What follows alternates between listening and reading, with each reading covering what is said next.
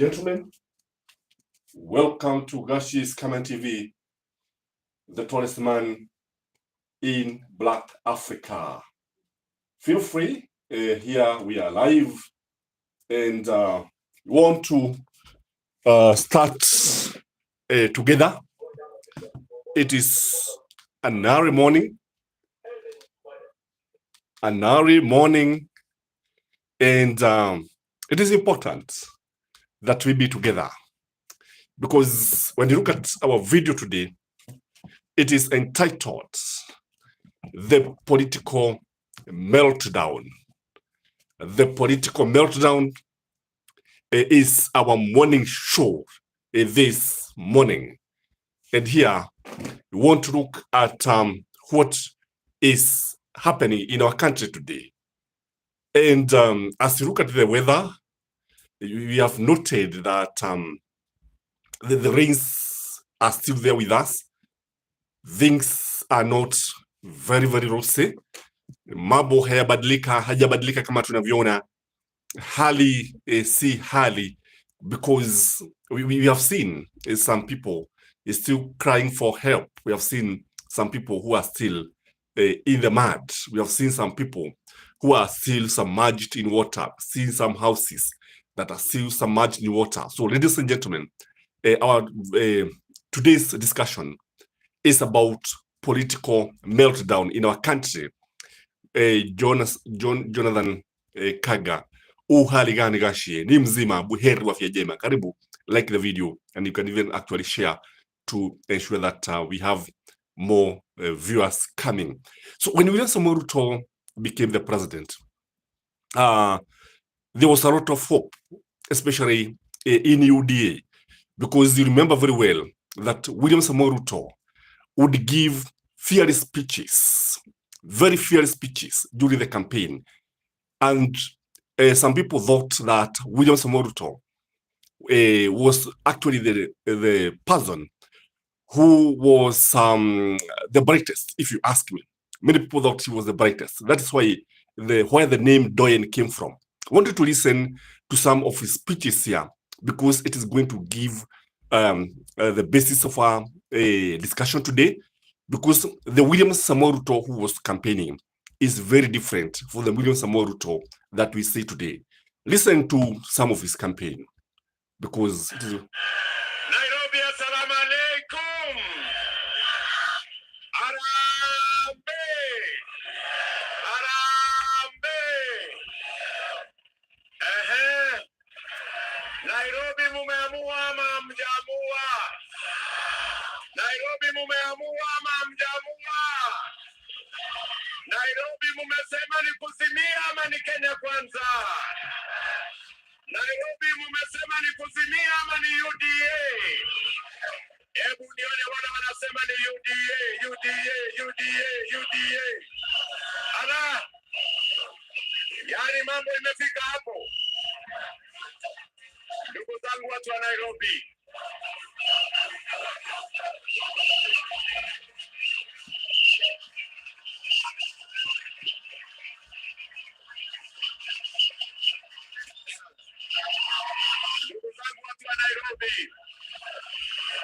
Kanayo, mimi nasimama hapa mbele yenu. Tafadhali tuweke mabango chini. Watu wa Nairobi, mimi nasimama hapa mbele yenu nikimshukuru Mungu kwa sababu mimi kufika hapa leo, eti tunamaliza campaign siku ya leo, ni kwa sababu ya Mwenyezi Mungu. Jameni,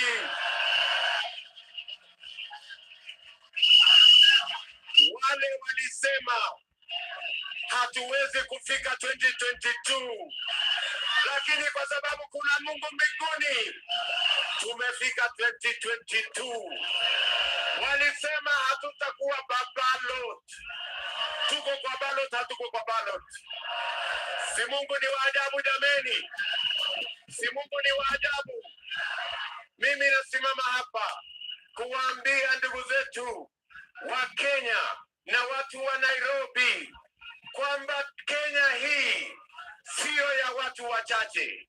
Kenya siyo ya deep state na system. Kenya hii ni ya Wakenya wote chini ya Mwenyezi Mungu. Na ndio mimi nasimama hapa to say with confidence that today we are witnessing history. That they said we will not be here in 2022. We are here in 2022. They said we will not be in the ballot, but we are today in the ballot. And I want to tell the people of Kenya, and I want to tell the people of Nairobi, we will overcome. Enough is enough, and freedom is coming. On Tuesday, the people of Kenya will prevail over the deep state. The people of Kenya will prevail over the system, and we are going to have a nation that leaves no Kenyan behind. I want to tell you, the great people of Kenya, So that was William Samoei Ruto then. Guys, please like the video. Because we are 25, please like the video. We are many. And what we are saying here is that during that time, during the campaign, William Samoei Ruto would inspire a lot of hope to Kenyans. And he would actually talk like he would include everybody in his government. William Samoei Ruto also invoked the name of God. And if I've listened to that speech, we have realized that William Samoei Ruto was telling people about that. When you listen to him, he was telling Kenyans that he will win because of God. So God's name would be invoked. And that way, he would appeal to the emotions of Kenyans. But today, the William Samoei Ruto, the President of the Republic of Kenya that we are seeing, is a different person, a very different person. And anytime William Samoei Ruto is talking, you see, people look at him, and when you look at their faces, you see the words written, really? Ukweli? Unamaanisha nini? So this is a very different scenario, because during that time again, William Samoei Ruto would talk about how they are going to prevail over deep state. Now, the president is now the deep state. He is now the deep state. And then the questions that beg answers. How is he going to address this issue of the deep state? Because during the campaign, UDA, led by William Samoei Ruto, would talk about the deep state. But now they cannot talk about the deep state because now they're the one in the system. Again, he would talk passionately about the system. And when he talked about the system, he was talking about Uhuru Muigai Kenyatta and the people who are surrounding him. And I think even the security guys who are mentioned there, anytime he was talking about the deep state.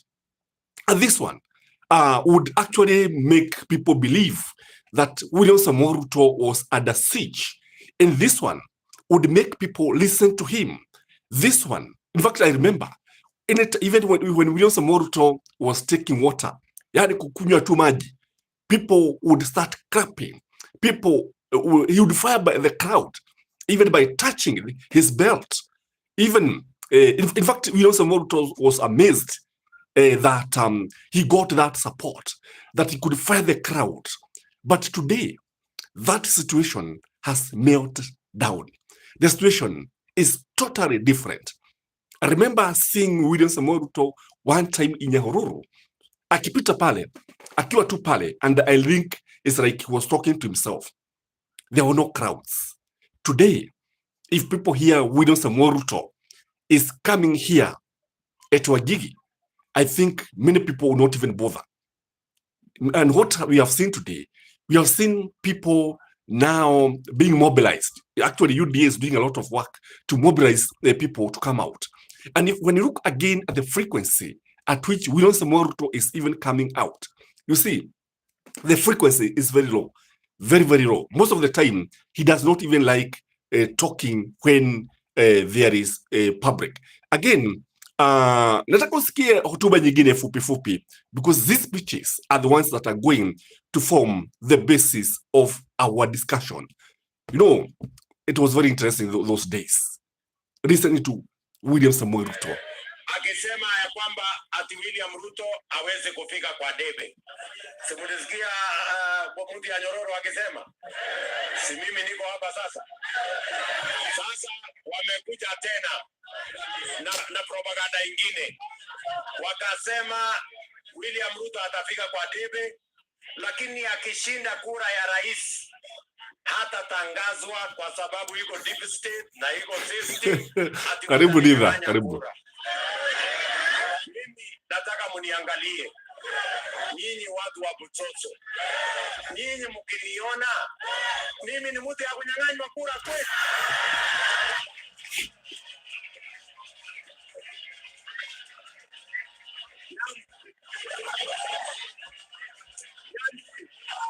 Nani mkiniona hivi mimi ni mtu ya kunyang'anywa kura? Mimi nikisimama hapa saa hii, mimi ndio deputy president ya Republic of Kenya. Kwani kuna system yenye mimi sijui? Kwani kuna deep state yenye mimi sijui? Mimi nauliza, mimi nawaambia, si hawa watu, si watu hii ya handshake na system na deep state, si tulishindana na wao kule Msambweni? Si sisi tuliwashinda? Si tulishindana na wao pale Juja? Si sisi tuliwashinda? Si tulishindana na wao pale Kiambaa? Si sisi tuliwashinda? Hii tarehe 9 mwezi wa 8 tutawashinda. So, ladies and gentlemen, that time, William Samoei Ruto would inspire confidence, and he would come out as a leader who did not fear anything, a leader who even understood the deep states.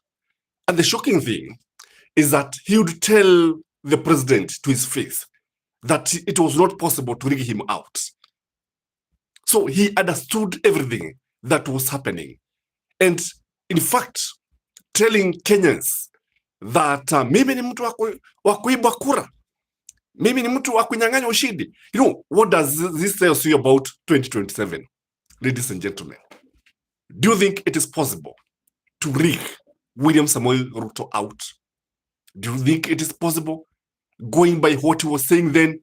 If he was saying that when he was the deputy president, what about today? What about today, ladies and gentlemen? Kwa sababu William Samoei Ruto knew very well.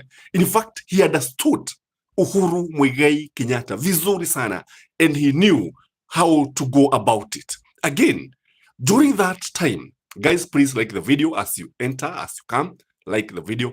So there's something else is that William Samoei Ruto would face Uhuru Muigai Kenyatta's allies head on. And in this case, he would actually focus on Matiang'i and Kibisho, because they were very, very powerful leaders. And these are the people that William Samoei Ruto feared most. Listen to this. People of every part of Kenya, it is unfortunate that we cannot go to Nyanza, we cannot go to Kisumu, we cannot go to Siaya, we cannot go to Homa Bay, we cannot go to Migori, because our good friend who pretends to be a Democrat cannot allow anybody to go to his backyard because he arranges violence, he arranges chaos. We have tried to go there. Even me as deputy president, I cannot go to Nyanza because they stoned my vehicles. But for us to show the folly and the foolishness of violence, we welcome Kitendawili here anytime he comes, so that he can carry the shame of him not allowing other Kenyans to go to Nyanza province. Tuko pamoja? Tunaelewana jameni? Tumekubaliana? Sasa kwa sababu anataka kuleta ile fujo, mimi nawaambia, tayari tushamwambia bwana Kitendawili, si ndio? Fujo haleti this time. So, ladies and gentlemen, that was William Samoei Ruto. And he would actually play the victim card. And the people would be very, very happy, very sympathetic with him. But all this now has gone under the bridge. So, I was playing those videos for you to realize, or just to remind you, how William Samoei Ruto would attract huge crowds. So what happened? That is the question of this analysis. What went wrong? And because for one, we know William Samoei Ruto cannot actually attract the same kind of following that he attracted. What went wrong? So guys, comment in the comment section. What do you think changed? What went wrong? What did not happen? Number one, in my view, is the current situation. If you look at William Samoei Ruto, for example, when you look at the way he has handled the flood crisis, how has he handled the crisis? Would you, out of 10, 1 up to 10, how would you rate William Samoei Ruto's handling of the current crisis? Because me, I would give him 3. 3. There is an attempt, but he's not doing enough, not good enough, not satisfactory. Because you see, for once, we have seen him demolishing houses in the slums. We have seen William Samoei Ruto bringing down the houses down when there is a crisis. And this one shows that he cannot attract the same people, because these are the same people who would actually attend William Samoei Ruto's meeting. These are the same people who would grace anytime, who would go to any. Wakati wote ambapo William Samoei Ruto alikuwa akienda pale mkutano, hawa ndio watu ambao walikuwa wanaenda katika mkutano wake. So how do you expect William Samoei Ruto to attract huge crowds when the people on the ground feels that he is not empathetic? How do you expect William Samoei Ruto to attract the huge crowd when he is not able to handle the current flood crisis? And that is why yesterday, when he went to Nairobi, he had to carry money. So every person was promised 10,000 shillings. Because I think he is also getting the information that Bwana Rais hapa, mambo yanazidi kubadilika. Hapa, Bwana Rais usipochunga, hii inaenda. I think something like that is happening here. Number 2, in my view, why William Samoei Ruto's political meltdown is facing him is the doctor strikes. If you have a patient and has been going to hospital, for example, like the dialysis clinic or therapies, any therapy, whether although ile ya mazoezi, whether any, you agree with me that people are not actually getting what they should get in hospitals. You agree with me that the doctor strike is eating into William Samoei Ruto's popularity. You agree with me that William Samoei Ruto is coming out as heartless, because this is now almost the 60th day of the strike. 60 days of suffering, 60 days of suffering, 60 days of doctors on the street. What does this tell you? Anytime you see the doctors singing on this, solidarity forever, solidarity forever, solidarity forever, for the union shall. Anytime you hear the doctors singing on the street, you remember the suffering patient.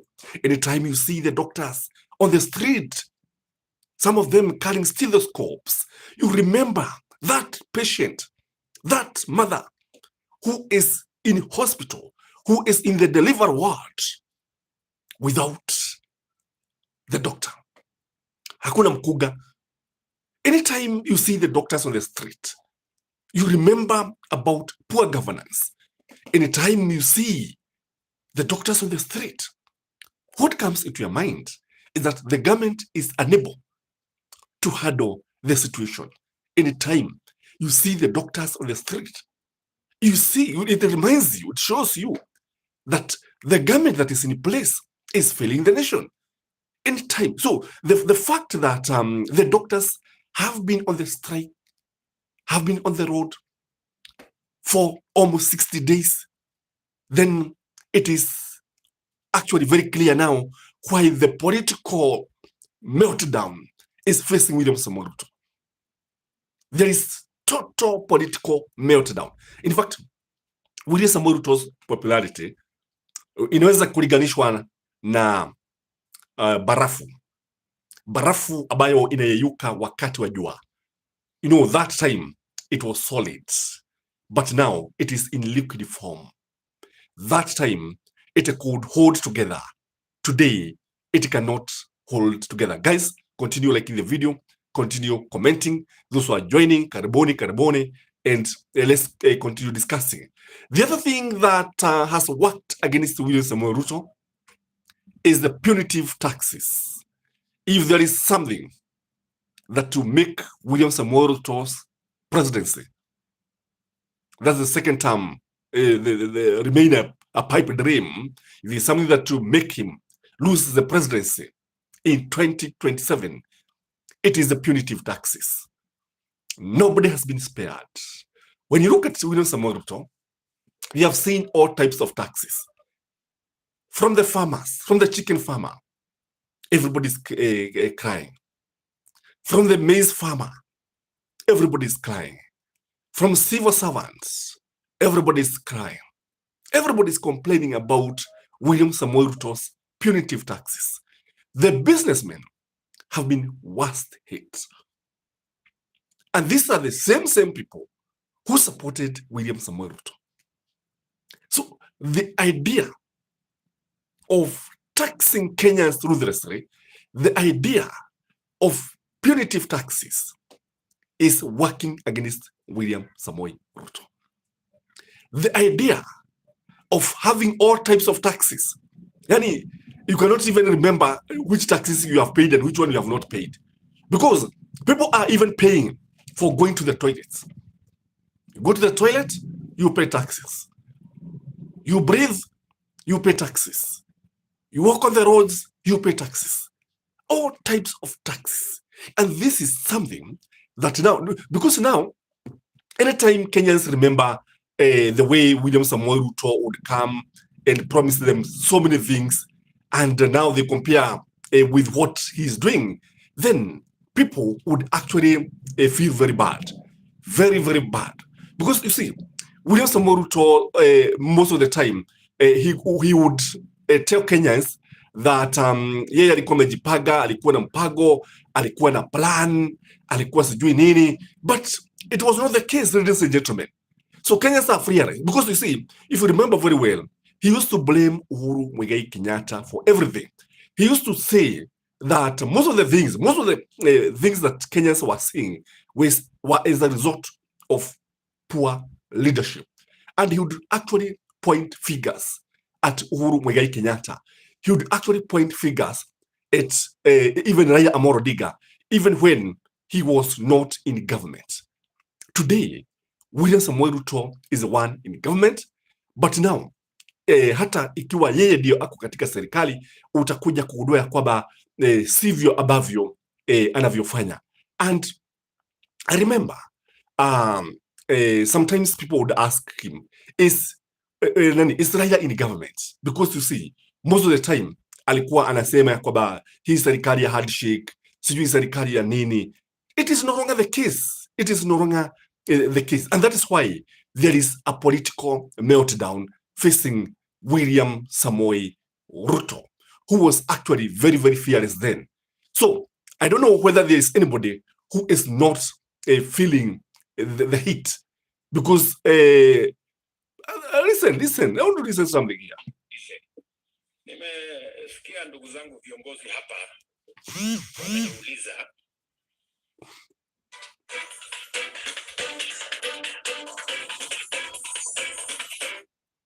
Amuuliza nini? Sikiliza. Kuja karibu. Basi wananchi wa hapa Kiamaiko wa mjambo. Hamjambo tena. Basi kwanza mimi nataka niseme poleni sana kwa wale watu walikuwa wanaishi hapa. Manyumba yao imeharibika, imebebwa na maji. Mali yao imeharibika. Nasikia sufuria na sahani na blanketi pia na mattress imepotea. Lakini mimi nataka niwaeleze hivi. haya mambo yametokea hapa, yametokea katika sehemu nyingi ya Kenya na duniani kote. Hii mvua ni mvua ambayo imeletwa na matatizo ya mambo ya kubadilika kwa hali ya mazingira duniani. Lakini hata na hivyo, mimi nimekuja hapa ili watu wa Kiamaiko, watu wa Nairobi na watu wa wale sehemu zingine zote wajue ya kwamba serikali ya Kenya itasimama na wao kidete, hata katika matatizo ambayo mko nayo hapa. Mnanielewa? Mimi nataka niwaambie mambo manne. Hii janga ambayo imetupata hapa, wananchi wengi wamepoteza mali yao, kuna wale wamepoteza maisha yao, kuna wale wamepoteza mambo mengi, na mimi nimekuja hapa kuwaambia wale wote mliopoteza mali yenu, mjue ya kwamba serikali ya Kenya mlioichagua itasimama pamoja na nyinyi. Kwanza, mimi nataka niwaambie hakuna mwananchi atalala njaa. Hakuna mtoto atalala njaa. Tutalete chakula ya kutosha, kila mwananchi apate chakula mpaka pale kila mtu atakuwa amejipanga na vile mambo yake yanaendesha kawaida. Kwa hivyo mimi nataka niwatangazie tumeweka pesa ya kutosha ya kununua chakula, na chakula tumenunua ya kutosha, na kila mwananchi ambaye ameathirika hapa Nairobi na Kenya mzima watapata chakula ya kutosha mpaka pale tutahakikisha kila mwananchi amejipanga na vile maisha yake inasonga mbele. That is number one. Jambo la pili, mimi nataka niwashukuru wananchi wa hapa Kiamaiko, wananchi wa sehemu mbalimbali hapa Nairobi. Nyinyi wakati mliona shida hii imekuja, hamkungojea, kwa sababu kama mngengojea wananchi wengi wangepoteza maisha yao. Nyinyi wenyewe mlijitolea, mkahamisha mali yenu, mkahamisha bidhaa yenu, na mimi nataka niwaambie pale mumehamisha mali yenu, tutahakikisha kwamba mtaishi pale mpaka tupate mahali ambapo mtahamia, ndio kila mwananchi awe na mahali ya kulala. Nyinyi mnanielewa? Ya tatu, mimi nataka niwaambie kuna watoto wetu ambao wanasoma, mashule yao imeharibika. Mimi nataka niwatangazie hapa Nairobi, serikali tumetoa shilingi bilioni 1 ya kujenga mashule yenu upya. Tuhakikishe ya kwamba kila mtoto wa Nairobi na kila mtoto wa sehemu zingine za Kenya wanarudi shuleni pale tutakapofungua shule, wapate shule yao iko sawasawa, ndio mtoto wa Kenya asikose mahali ya kusoma. Jambo la 4, wananchi wa hapa Kiamaiko tunaelewana? Wale wote mali yenu imebomolewa hapa na hii maji, si namna hiyo? Mimi nataka niwasihi, kwa sababu wengi wenu mumetoa mali yenu kwa hiari. Mimi nataka niwahakikishia kwamba tutawapangia makao mbadala. Na mimi nataka munisikize vizuri. Watu wetu wa Provincial Administration, National Government Administration Officers, wakisaidiana na wanajeshi, wakisaidiana na NYS, wakisaidiana na askari wetu, wale wote households 40,000 hapa Nairobi ambayo wamehamishwa kwa sababu ya safety yao, kila boma serikali tutawapatia shilingi 10,000 ya kutafuta makao mahali mtakaa mkingojea mpango ya serikali. Nyinyi mnanielewa? Nataka munisikize tena kwa makini. Nataka munisikize kwa makini. Mimi nimesema kila boma ambayo tumehamisha hapa, tumeandika majina yenu, na tutahakikisha ya kwamba wale walikuwa wanaishi hapa, kila boma, kila nyumba, tutawapatia pesa ya kutafuta mahali ya kurent for the next 3 months, wakati serikali inapanga vile mambo yenu itashughulikiwa. So every household of the 40,000 households that have been displaced in Nairobi County, every household is going to be paid 10,000 shillings so that they can find alternative accommodation as we plan for their future as a government, so that every Kenyan has a home and a place to call home. Tumeelewana? Na nimesema hiyo pesa haitakuliwa na mabwenyenye. Wale watu wakijaribu hiyo Kiswahili watakutana na mimi. Nimewaambia wakora na wafisadi na wezi, mambo yao ni matatu.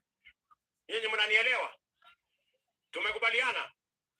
Jambo la 4, nataka mnisikize tena kwa makini. Sawa sawa? Hii riparian reserve yote hii riparian reserve yote, mahali wananchi wameondoka. Sasa tutakuwa na mpango ile niliwaambia, mpango ya housing ambayo itasaidia sisi. Hawa wananchi wanaishi katika slums, na tuko na wananchi zaidi ya milioni 7 Kenya wanaoishi katika slums kama hizi, na ndio nilisema lazima tuwe na mpango ya serikali, na ndio nikaanzisha hazina ya housing. Watu wengi walikuwa wanapiga kelele, lakini mimi nataka niwaambie hivi, kupitia hiyo mpango ya affordable housing, hiyo hazina ambayo tumeanzisha sasa hapa Kiamaiko, hawa watu wametoka hapa. Wiki hii tunatangaza kandarasi ya kujenga nyumba 5,000 ambayo itafaidi watu ambao wametoka hapa, wao wataenda kuishi kule. Yenye mnanielewa? Kule Kibira tunaweka nyumba 5,000. Hapa Kasarani Mwiki tunaongeza nyumba 10,000. Wiki hii peke yake tunatangaza ujenzi wa nyumba 20,000 ambayo itasaidia watu wa Nairobi ambao wanaishi katika vitongoji duni kama hii, ili tuhakikisha kwamba every citizen anaishi mahali kuna heshima, mahali kuna maji, mahali kuna stima, mahali kuna usafi. Ndio tuwache wananchi wetu wasiishi katika makao kama haya ambayo yanabebwa kila wakati na mafuriko. Tumeelewana jameni? Mimi nawauliza, nikiwapangia tuwajengee nyumba, si kila mtu atahama sehemu hii tuhamie kwa manyumba mzuri? Iko sawa sawa? Mnakubaliana na mimi? Tumekubaliana? Hebu nione wala wanasema tumekubaliana, tutatembea namna hiyo. Mimi namwambia huyu bwana Charles Hinga. Huyu Charles Hinga ndio permanent secretary wangu wa mambo ya manyumba. Sasa wewe bwana Hinga, kabla ya Ijumaa hii unatangaza ujenzi wa nyumba hapa Nairobi, tukianza na Kiamaiko hapa, nyumba 20,000 ambayo tutasaidia hawa mafamilia wametoka humu wawe wa kwanza katika program ya social housing. Hawa pia wapate mahali ya kuishi kama wananchi wa taifa letu la Kenya. Sijui kama tumekubaliana jameni? Tumeelewana? Alafu vile vile hapa nimewaambia mambo ya chakula itakuwa ya kutosha.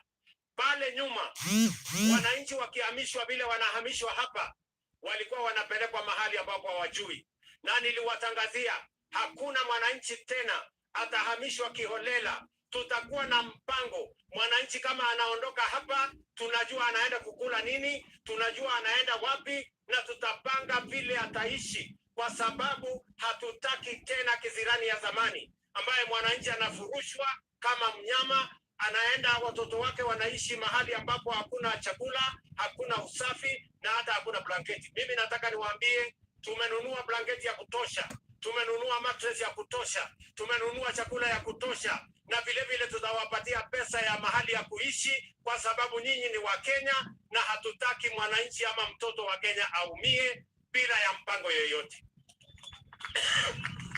Tumekubaliana watu wa Kiamaiko? Tumekubaliana? Ndio mimi nilisema nitakuja hapa mwenyewe nitangaze, kwa sababu sitaki watu hapa katikati watuletee mchezo. Mimi natangaza ya kwamba number 1, tuko na chakula ya kutosha. Number 2, tuko na mablanketi, tuko na mattress. Hakuna mwananchi atalala mahali baridi ama alale njaa vile ilikuwa inafanyika zamani. Sasa tuko na serikali mpya ambayo inajali maisha na mali ya kila mwananchi. And that is what we are going to do. Tumeelewana watu wa Kiamaiko? Tuko pamoja? Na mimi nawashukuru jameni. Nimeambiwa ya kwamba wakati maji ilifuruka hapa sana, nyinyi wenyewe mliamua mkahamisha mali yenu kwa sababu mnataka usalama. Na mimi nataka niwaambie vile waziri Profesa Kindiki yuko hapa, alitangaza ya kwamba tutasaidiana na wananchi to evacuate and to make sure that we relocate all citizens in riparian reserves for their safety so that we can protect them in a different place where we have relocated them.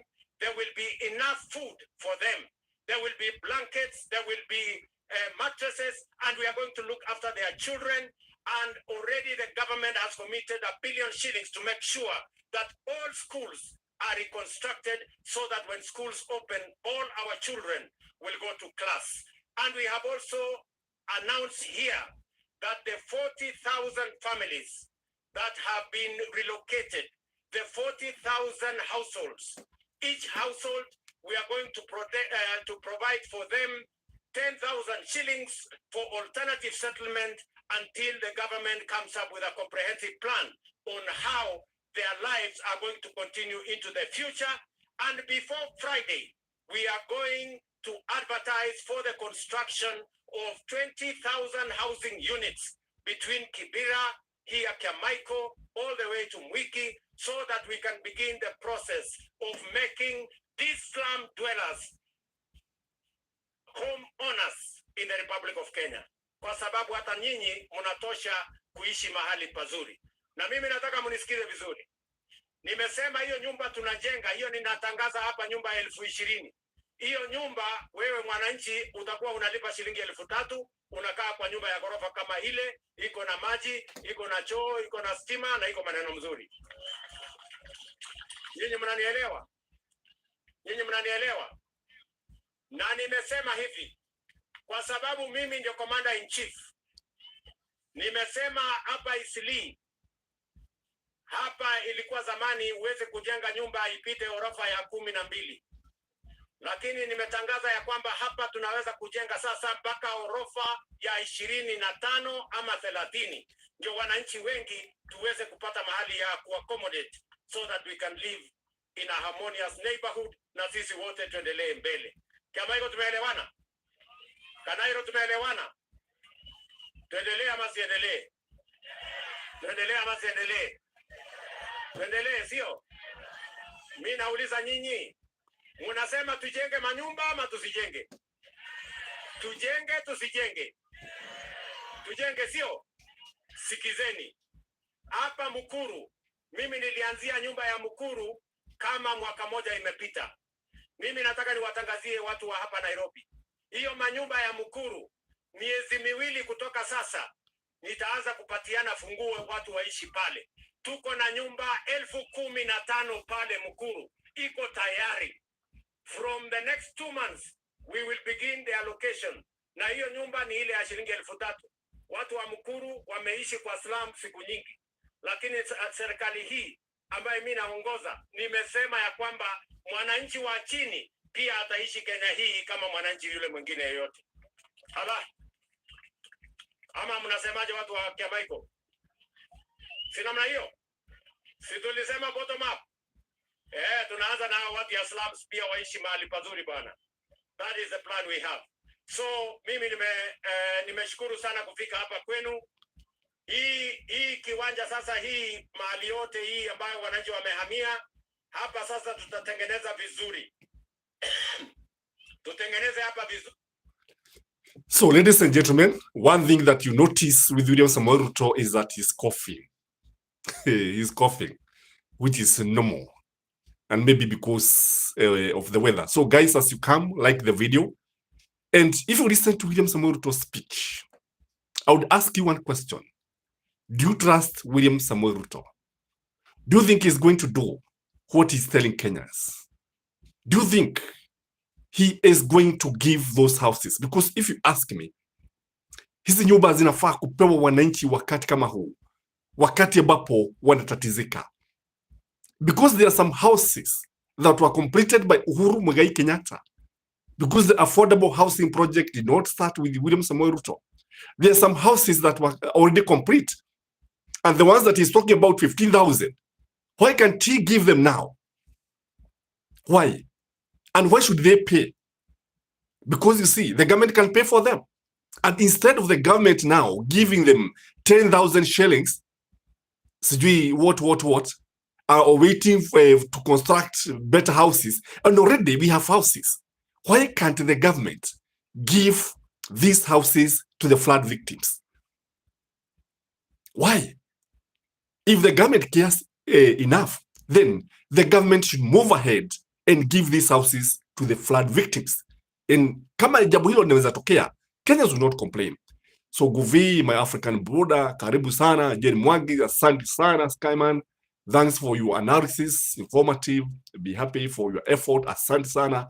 Mike Jones, karibu. Jonta, Mr. Donyo Jeru, Dafifi, Ametega, Hazina, Ukitia, Housing, ya, karibuni.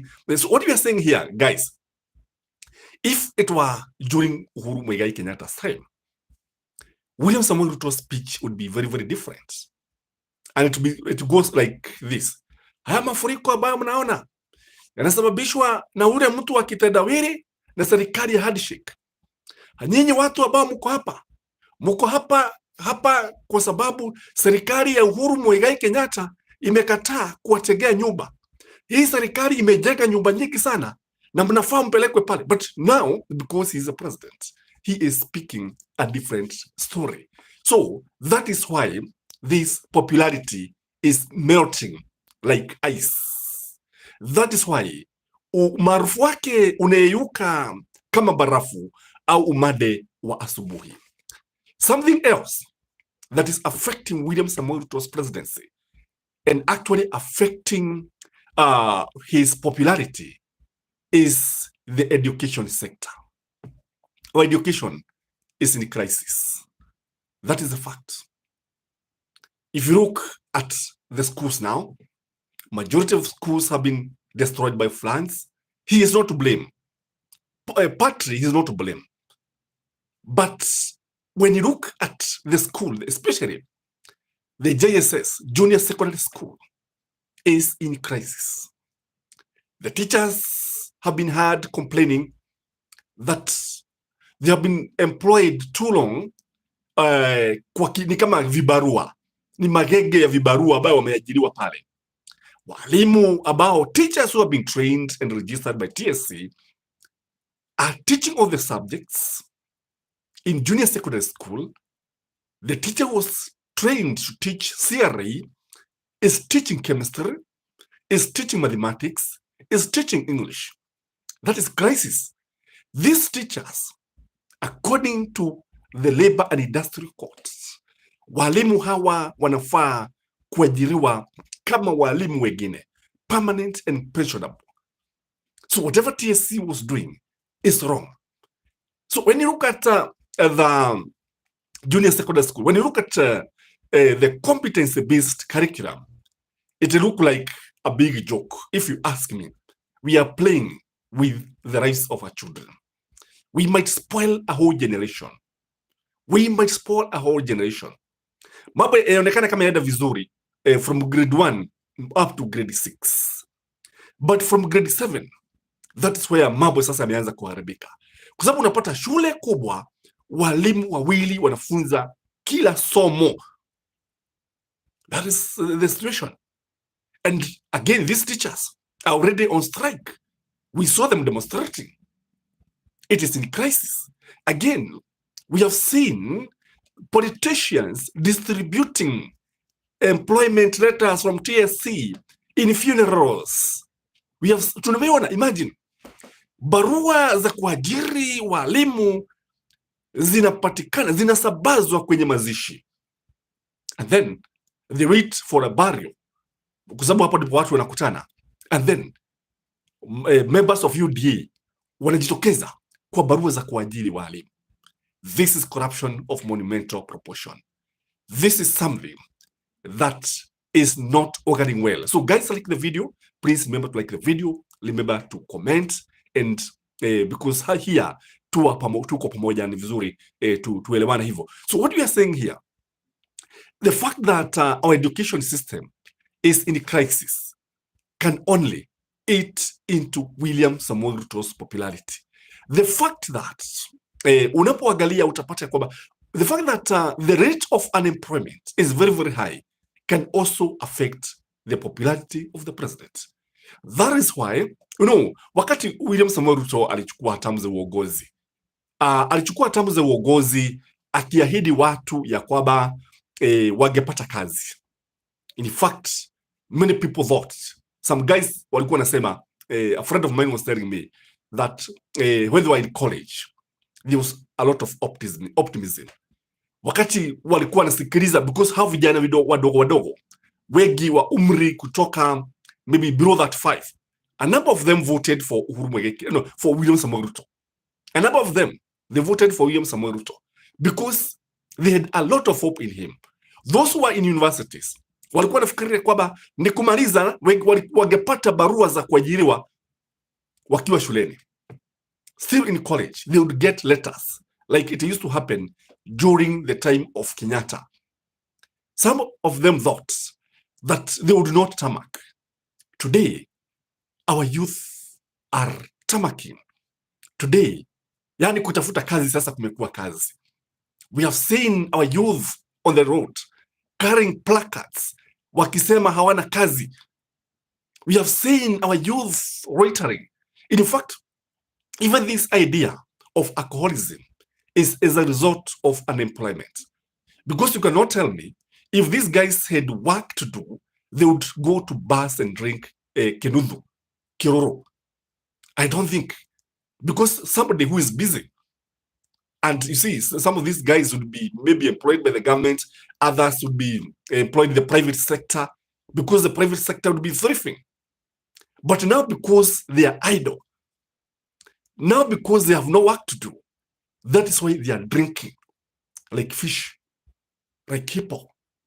Wanakunywa kama samaki, and wanalala kwenye mitaro because they have no hope. That is why you find them moving from one bar to the other, like nomads, like the Maasai, who are looking for greener pastures for their animals. If you go to Mombasa, the situation is actually bad. Acha imabo mnasema ya Mount Kenya.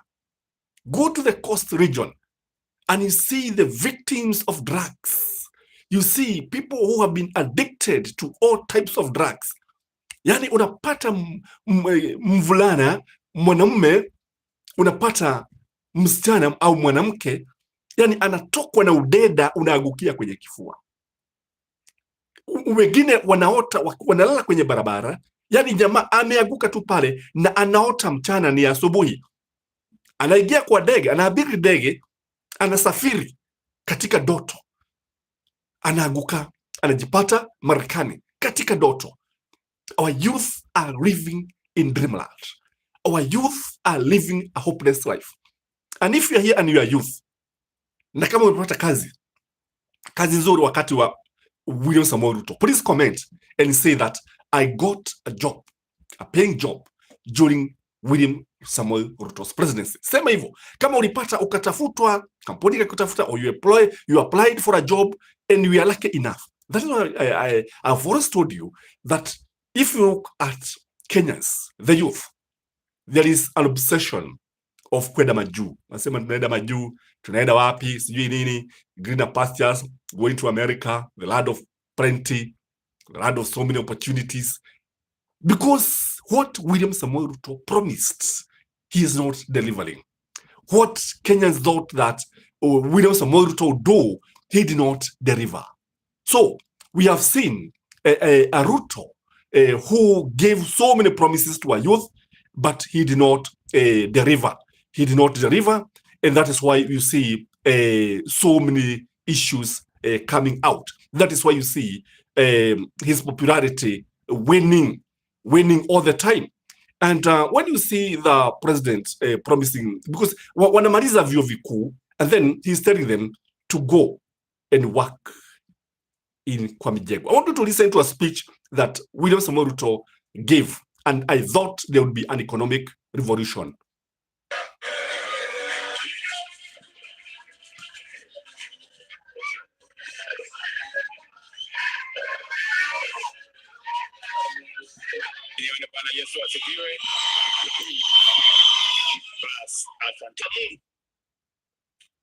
Wakajua tatizo lao ni nini?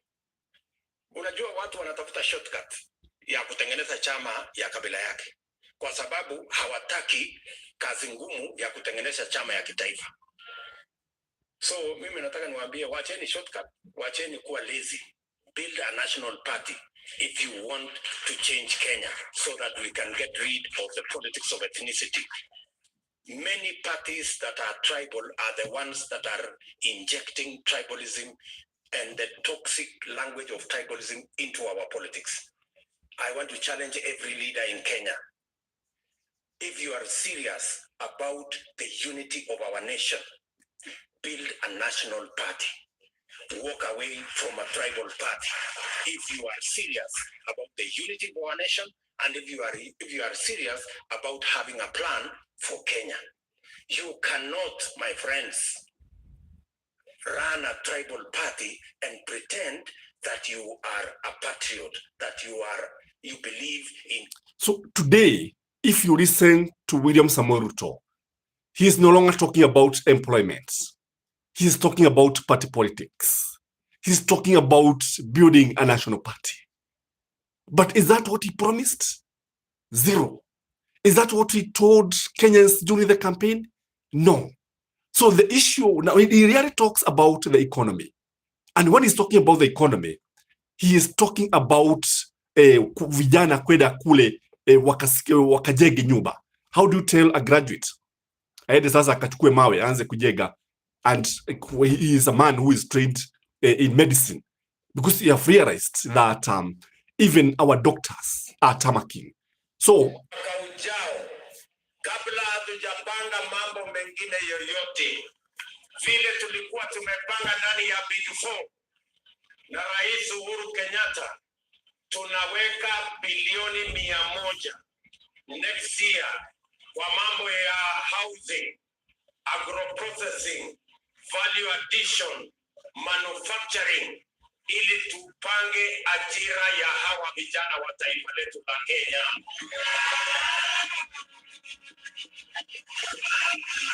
Watu wa kweli, si wengi wetu hapa ni wazazi, si hawa vijana ni watoto wetu, si tumewasomesha, si wengine wako na certificate, diploma na degree.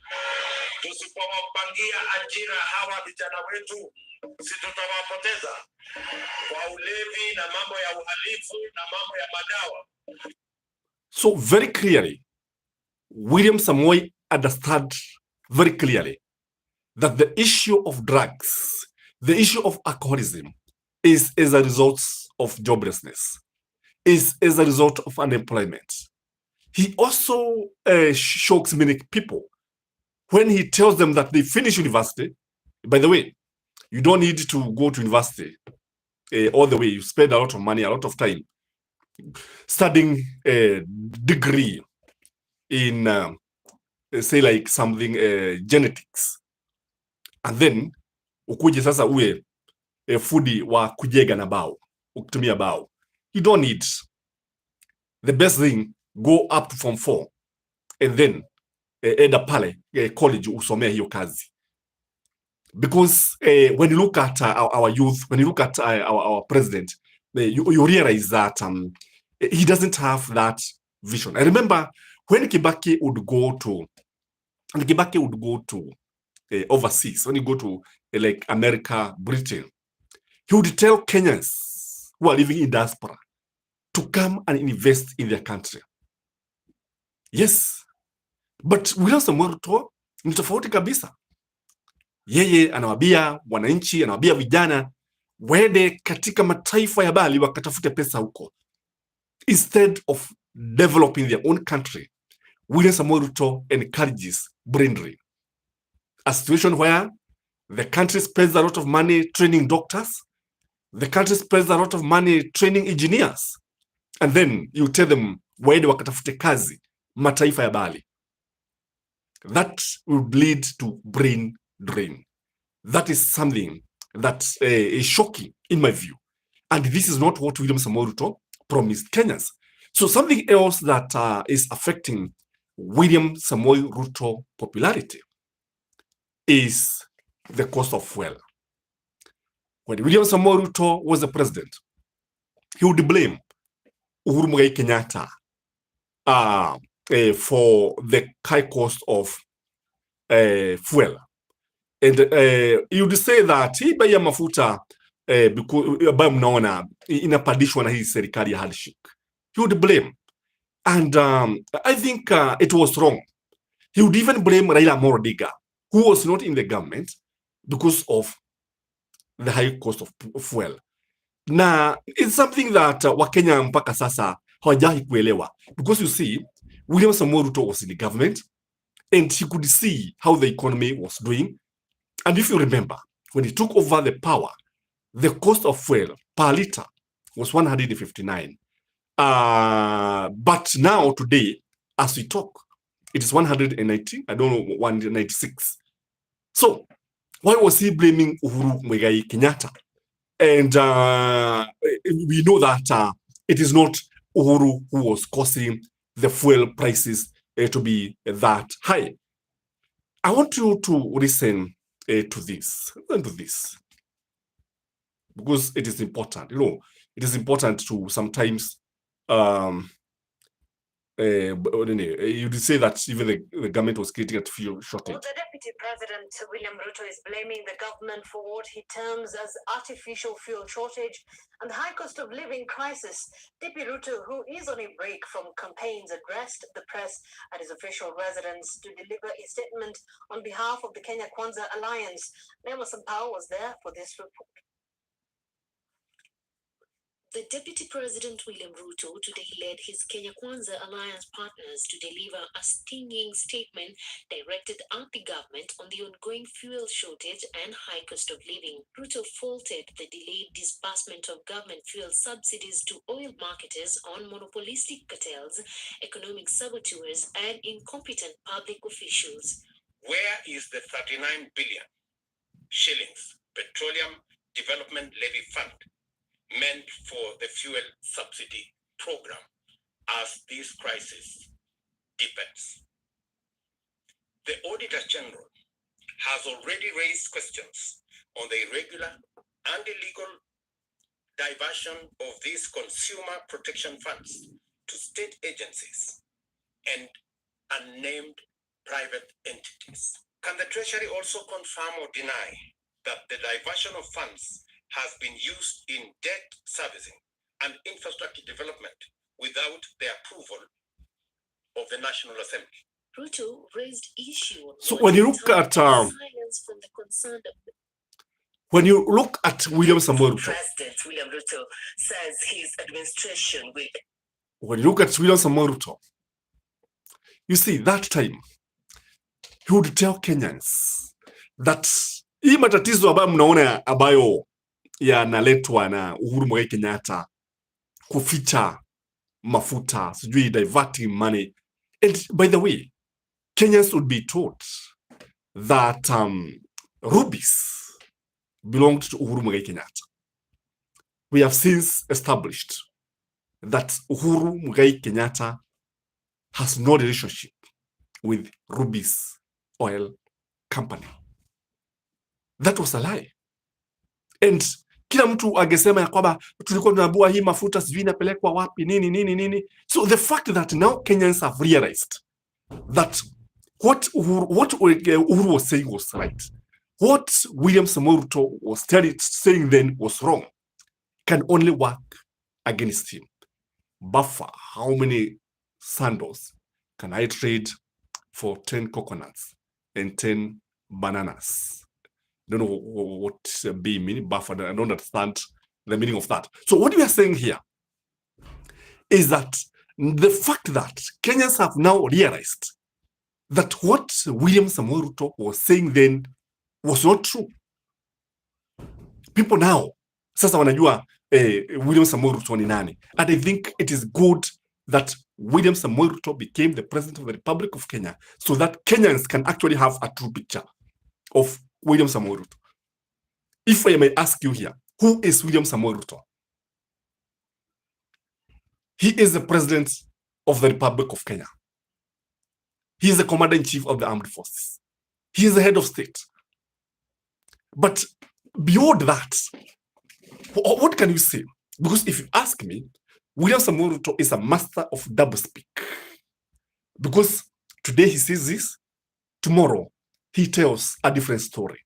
And I remember Uhuru Muigai Kenyatta talking about the way William Samoei Ruto ana maneno matamu. Nakumbuka pale ambapo alikuwa anatuambia maneno matamu, maneno matamu, maneno matamu. And many people thought that Uhuru Muigai Kenyatta did not know what he was saying. And unknown to many, Uhuru had stayed with William Samoei Ruto for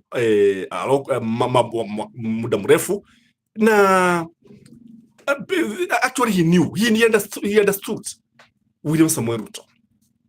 And what we can say here, ladies and gentlemen, najua yule mtu ambaye mnakaa na yeye pia ambaye anakuelewa vizuri sana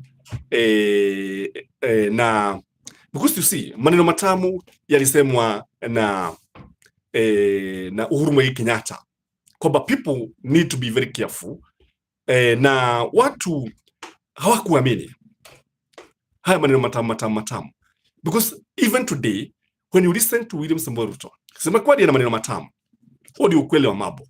Because if you have listened to that speech akiwa kule kule Mukuru, anawaahidi watu maneno mazuri, you feel that you want to listen to what he's saying. I don't think nani alikuwa amekosea because Uhuru alikuwa anasijua mambo.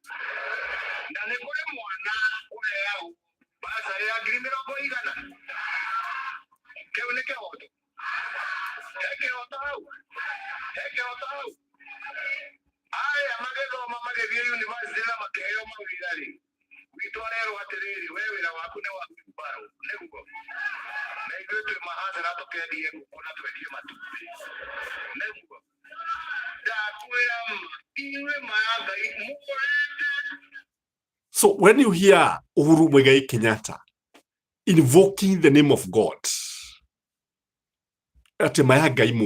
you are completely lost. That is what he was telling us. And Uhuru Muigai Kenyatta has been vindicated now. Uhuru Muigai Kenyatta was right. Uhuru Muigai Kenyatta knew what he was saying. And this is because he had lived with William Samoei Ruto. Na walikuwa wamekaa kwa muda mrefu sana. Sikiliza tena. Msicheze na moto. Si mmecheza na moto na mmeumia. Si mmecheza na moto na mmeumia. Mnataka kurudi kwa moto au mnataka kuokoka? Mnataka kuokoka? Njia ya kuokoka ni Baba.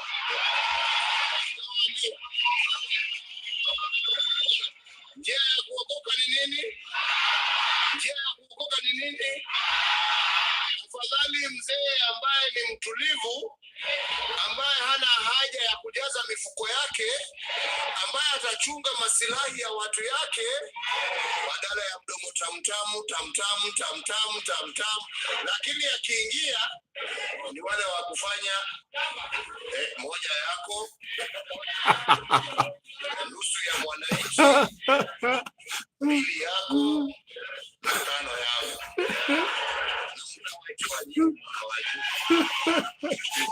Kwa sababu kama sio hiyo shida, kama sio hiyo shida, hii factory leo ingekuwa mara 20 ya ile iko leo. Mtu ambaye hana, si mumeona vile mimi nimekimbizwa na mtu ambaye hana haja na kazi. Nimekimbizwa mpaka nimetoa jasho, mpaka baba amekuja kuniokoa upande.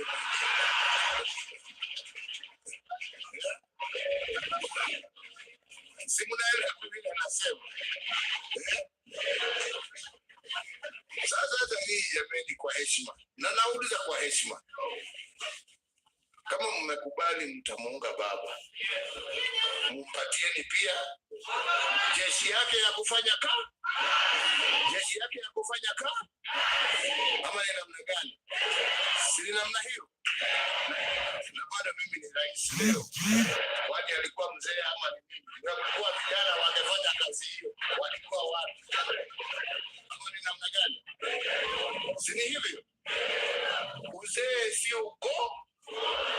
Uzee sio nini? Haja ni mtu ambaye ako na roho ya wananchi. Haja ni mtu mtulivu. Haja ni mtu ambaye hana haja kukimbiza mapesa. Haja ni mtu ambaye hana kukimbiza bibi za wengine na mambo mengine. Si ndio hiyo? Na mtu mtulivu ambaye focus yake itakuwa kazi yake. Mtaunga mzee wetu mkono jameni. Zoea mtamunga mkono. Zoea mtamunga mkono. Mtamunga mkono. Hebu nione kwa mikono ni wangapi wanasema mtamunga mzee mkono. Sini hivi. Na mtampatia wazee wa kufanyia kazi. Mtampatia wazee wa kufanyia kazi. Wakina wangamati hapo. So what I wanted you to hear is hayo maneno matamu by Uhuru Muigai Kenyatta. And today, for those of you who follows the politics of this country, you agree with me that for sure William Samoei Ruto ana maneno matamu, maneno ambayo humtoa nyoka pagoni, maneno ambayo humvutia nodo kama tunavyojua, maneno ambayo yanaweza kumfanya umpigie kura. And people have now come to realize that beyond hayo maneno matamu kuna mambo mengine. If you look at Kenya Kwanza today, since they came to power, we have seen a number of scandals. We have seen the edible oil scandal. We have seen the cancer scandal. We have seen so many scandals that are affecting William Samoei Ruto's popularity. When you look at all these things, one thing is very clear, that William Samoei Ruto's second term is in jeopardy. You agree with me that the William Samoei Ruto who was campaigning is very, very different from the William Samoei Ruto who is the president of the Republic of Kenya. A political analyst would ask, can the real William Samoei Ruto stand up? Wewe ukiulizwa William Samoei Ruto ni yule, ukiuliza ni yupi wa ukweli, ni yule ambaye ni rais ama ni yule ambaye alikuwa ana fanya campaign? Because we are seeing two different leaders. So the fact that the fuel prices have gone up, the fact that he has not been able to manage the fuel prices, and he was accusing Uhuru Muigai Kenyatta and Raila Odinga, can only make his popularity melt. So when you look at it, it is very clear that William Samoei Ruto's presidency is coming down like a house of cards. Chris, you are saying you are wonderful. Asante sana. I'm Lucy Karibu. Good, keep up. Asante guys. Give me likes by the way. Like the video as you enter. Like the video, share the video, comment. Let me know what you think about the government of William Samoei Ruto. Let me know what you think about UDA. Let me know what you think about the political meltdown, because it is happening very fast. Nimekwambia kwamba umaarufu wa Kenya Kwanza umeyeyuka kama barafu wakati wa kiangazi. Umaarufu wa Kenya Kwanza umeyeyuka kama umande wa asubuhi. And what has been left is just a shell. UDA is just a shell of its former self. And that is why they are in the campaign mode. In fact, less than 2 years, they are in the campaign mode.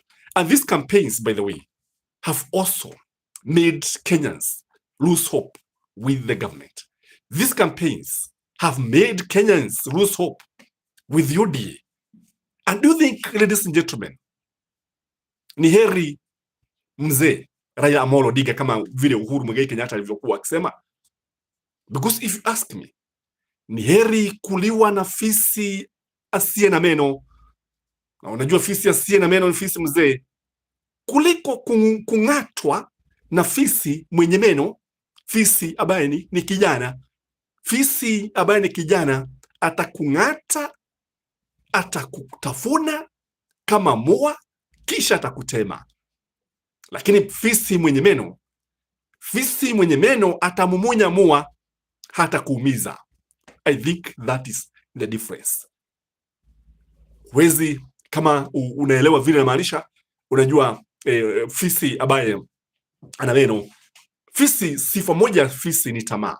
Diposa Waswahili wana tashbihi semayo mlafi kama fisi.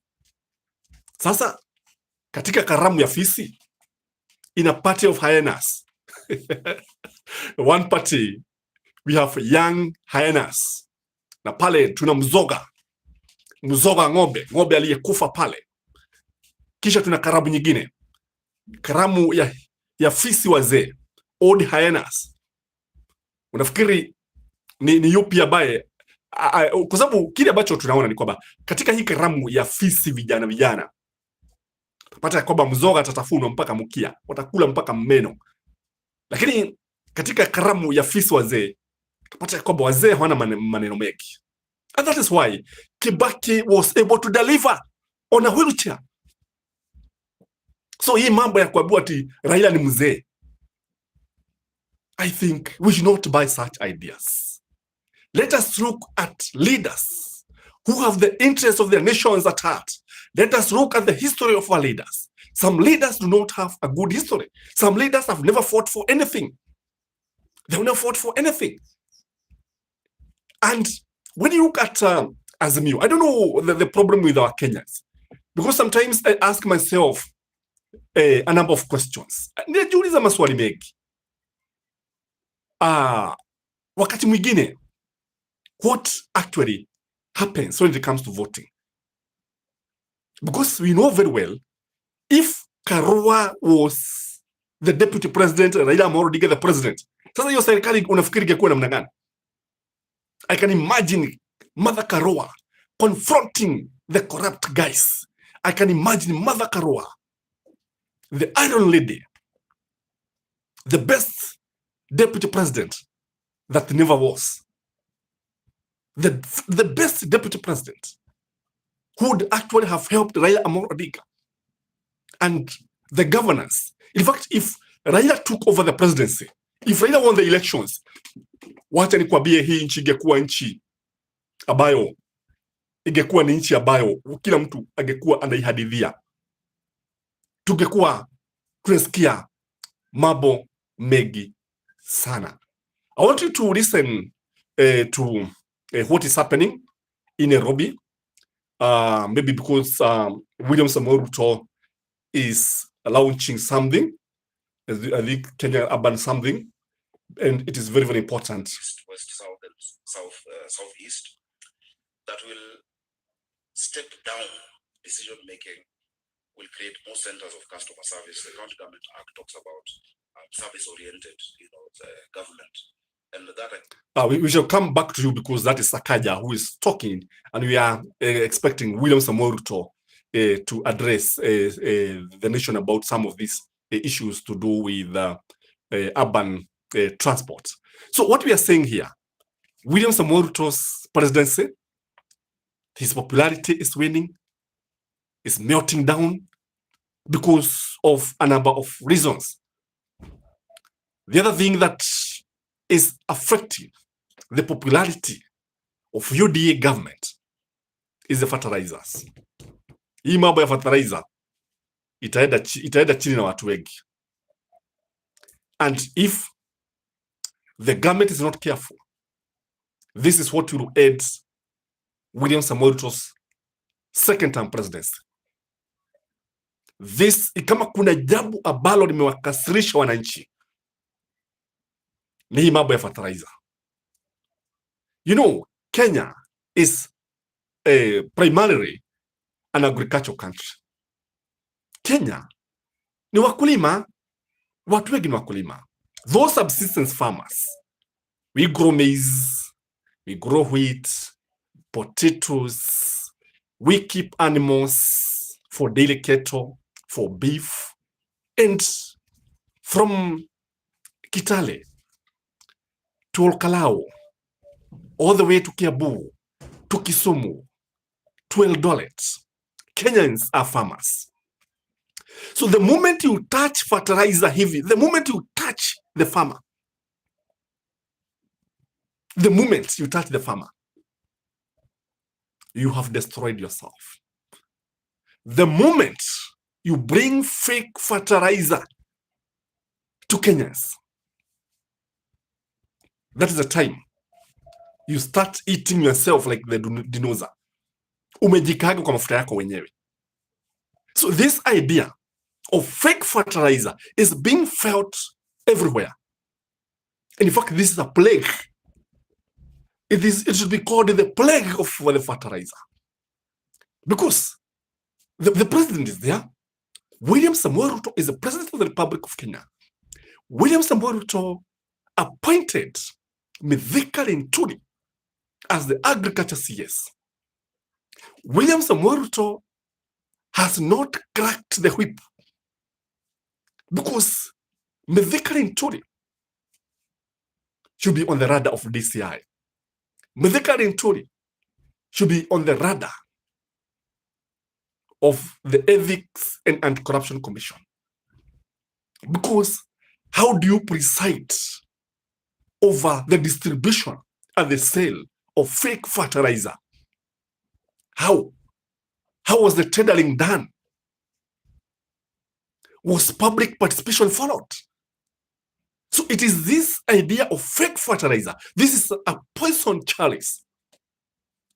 Hii ni sumu, ni mbegu ambayo itamaliza serikali ya Kenya Kwanza in 2027. When the farmers will be voting, a farmer will go to vote. Akienda tu kuweka pale, atakumbuka because you see, even in his own backyard, even in the Kalenjin nation, the farmers are very, very angry with Mithika Linturi and William Samoei Ruto. They have lost a lot of money. Wamepoteza pesa nyingi. Wanalalamika, wana hasira. How do you preside over the sale of fake fertilizers? And that is why you saw in parliament, kwa sababu wanajua vile hali ilivyo. Unajua watu hapo beleni, they did not care. Walikuwa wanajitokeza tu kama watu ambao hajali, hata mseme nini, hata mlalamike. But now, it has dawned on them. Tikwega adwa ito. Mambo si mazuri. Kumedhoka, kumeharibika. The farmer is angry. The common mwananchi is angry. Wajiko is angry. The maize farmer is angry. Everybody is angry. Very angry because of this fake fertilizer. So the members of parliament have realized that hiki tutapoteza. Tukiendelea hivi, if we don't fire this guy, hii mambo si ile ya kufa makaga kufa dereva. Hapana, hatutaki hivyo. I think the fact that this thing has been with us for quite some time. Unajua hili ni jambo, unajua the moment they realized that there is a fake fertilizer in the market, they should have moved very fast, arrest the CS, arrest the PS, arrest the company that is distributing this, arraign these guys in caps, because you see they are supposed to have verified that what the farmers are getting is good. But you see, they did not take that advantage. They did it. So Kenyans are asking, is the government involved in the distribution of fake fertilizer? How is the government clean? These are the weighty questions. How ni maswali ambayo yanawasumbua wa Kenya. Kwa sababu, if the government is not involved, if the government is not here, if the government is spotless, kama ni weupe kama paba, kama wanavyosema, why is it that Mithika Linturi has to wait until his ouster is parliamentary? Why? Why follow all these routes? Who is being defended here? Ni nani ambaye anafichwa hapa? Anafichwa. When the lid will be opened, watu watashangaa yale majina wako pale. Because I strongly believe there are some people in the government of William Samoei Ruto who are involved in this fake fertilizer business. And they're making a lot of money. By the way, there's a lot of money. If you look at, you see, every farmer must buy at least 2 bags of fertilizer. Every farmer. So you can see they are making billions and billions of money. And I think the fertilizer cartels, hawajaanza wakati huu, walianza kitambo, walianza zamani. So when you see now, because this is a cry for the nation, the cry for the nation, and I think one of the members of parliament said, and I've always been saying this, the issue of fake fertilizer is an issue of national security. The issue of fake fertilizer should be taken like treason. In fact, this is a treason. Because you want to kill Kenyans. You want to murder a whole generation. You want to expose the whole country to famine, hunger. We cannot be allowed. There's no difference between these guys who are selling the fake fertilizer and Shakahora massacre. Because you are killing the plants. You are killing the plants. And how can you be trusted? So this is what is causing a political meltdown. This is what is causing the popularity of UDA, the popularity of Kenya Kwanza to be in jeopardy. This is what is going to affect the re-election of President William Samoei Ruto and his people. I'm telling you, the majority of Kenyan voters are farmers. Whether they keep animals, whether they grow plants, they remain farmers. From whatever angle you look at them, they are farmers. From wherever you go, you hear people crying in Mount Kenya. And you know, the worst thing is that this fake fertilizer was distributed mostly in the grain basket. That's the Rift Valley and Mount Kenya. And this one brought another angle. If you think outside the box, you can also ask this question. Is the government being sabotaged? Is the CS ministry being sabotaged? Such that they can sell fake fertilizer, especially to their stronghold, and by the end of the day, they become very unpopular. And if that is the case, we assume, if you assume it is the case, why hasn't the DCI arrested these guys? You see, what would rule out sabotage is one thing, that the DCI, the Department of Criminal Investigation, has not moved in to arrest the criminals, because these are criminals. Because if it was Azimio who was actually distributing the fake fertilizer, if it was Azimio, do you think William Samoei Ruto angenyamaza tu hivyo vile ambavyo amenyamaza? Do you think?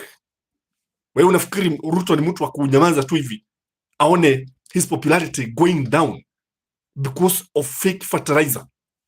Hiyo hata kama ni Raila alikuwa anasabaza hiyo bolea gushi. I'm telling you, Raila could be arrested by now. He could be arrested.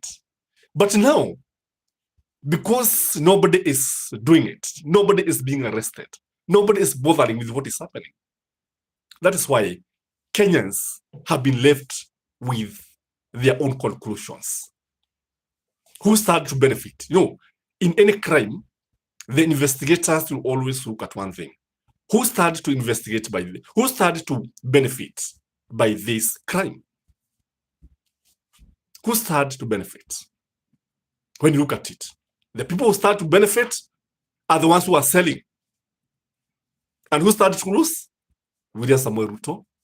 But the greatest loser is Wajiko. The greatest loser is the hustler. The greatest loser is me and you, farmers, because we are all farmers. We are all farmers. So, if the elections were done today, I don't think farmers would vote for William Samoei Ruto. I don't think so. Something else that has affected William Samoei Ruto's popularity is his cabinet. Literally, when you take a broader view of his cabinet, you see some of them leaves a lot to be desired. I'll start with the ones that are gracing our screen every day. Start with Susan Nakumicha. Susan Nakumicha, the health CS, when you look at her, she leaves a lot to be desired. With all respect to Susan Nakumicha, you realize that she has been unable to handle the doctor strike. You realize that just see incompetence in her. And you see somebody who needs help. Susan Nakumicha needs help, need to be assisted. And the fact that she has actually been talking about sijui nini kujaribu kutatua matatizo, because I remember even yesterday they tried to deposit sijui a return to work formula with the doctors, but they were returned to court and were told to go and agree with the doctors. And by Wednesday they were supposed to nini. And when you listen to her, unashaga. Maybe you can have to get to as a country. Okay. So can we look at how do we raise resources to take care of health? NHIF is now defunct, and the monies that were stored there, I don't know where they are. There's a new body that is coming in to replace. Are these doctors going to get their money? Is it going to be cross-transferred? Thank you. We have now gotten to what I want. The conversation of how do we raise money to take care of all the issues in the health sector. So what we have done, Ken Mejungu, is that due to the change in realignment from focusing on curative to preventive and promotive healthcare, we have had, and to achieve universal health coverage, we went ahead to change the laws. And in changing the laws, one of the things that we were struggling is how do we raise resources for healthcare? So in the change, we now have social health insurance fund, where we are saying it is mandatory for all Kenyans to be part of the social health insurance fund, so that we raise enough resources. And once we raise those resources, we have a plan that the resources that we raise, one, will ensure that we have adequate commodities in the facilities, that you will not go to a hospital and be told hakuna dawa, enda ununue pale nje. We want to do away with that. These resources that we raise will ensure that we have adequate equipment for diagnostics and for all other things that need to be done in a health center. These resources that we raise will ensure that we have adequate human resource for health, so that when an intern goes for internship, they are indeed an intern. They are not doing the work of the doctor. Because the hospitals are well resourced. Yes, the hospitals are well resourced. That is our. So when you listen to Susan Nakumicha, you see a lot of incompetence.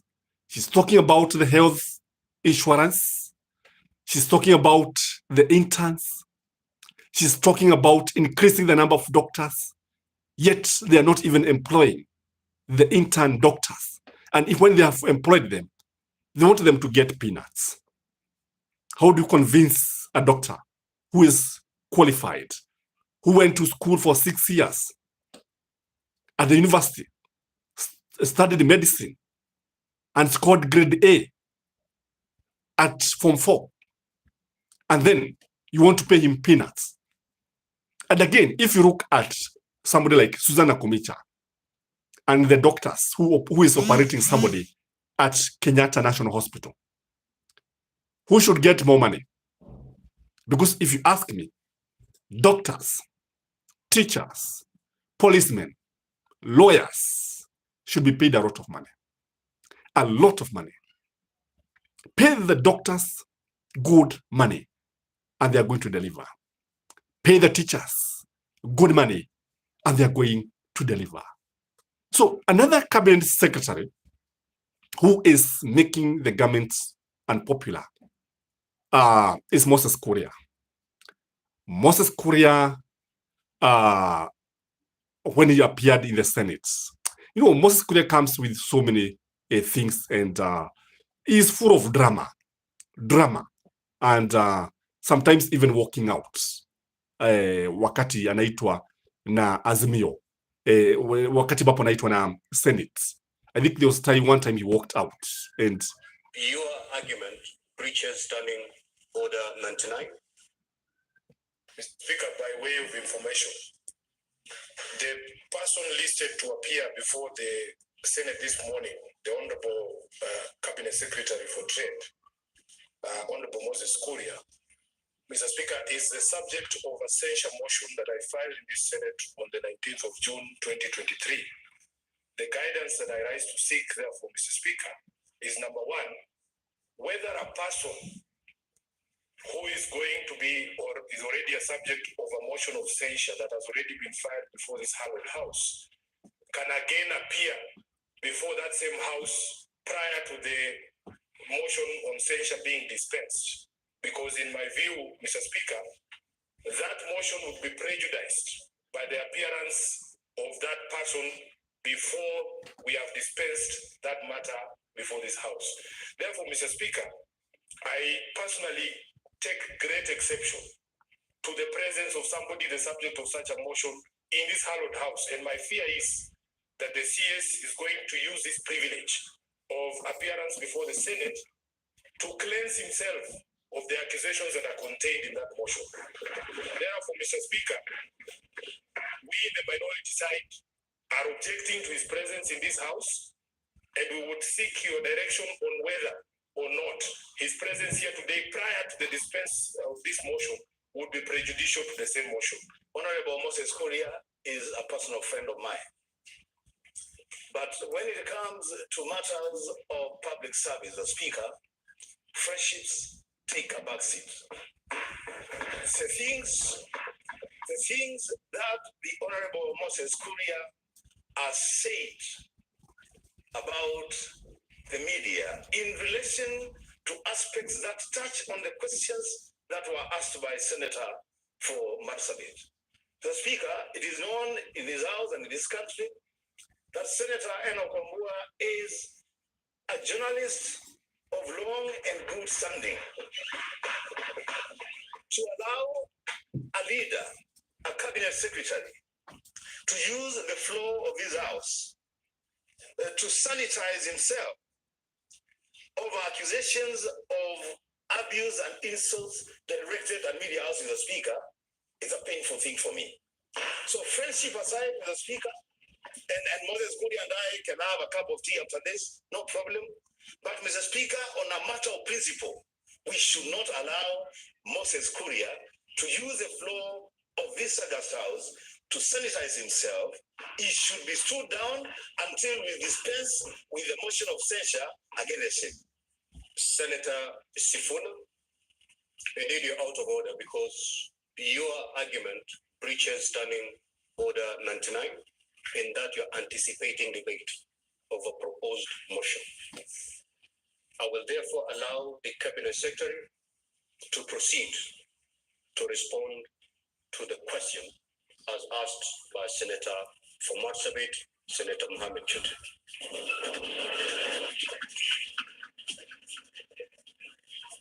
Senator Mohammed Chute, proceed to ask.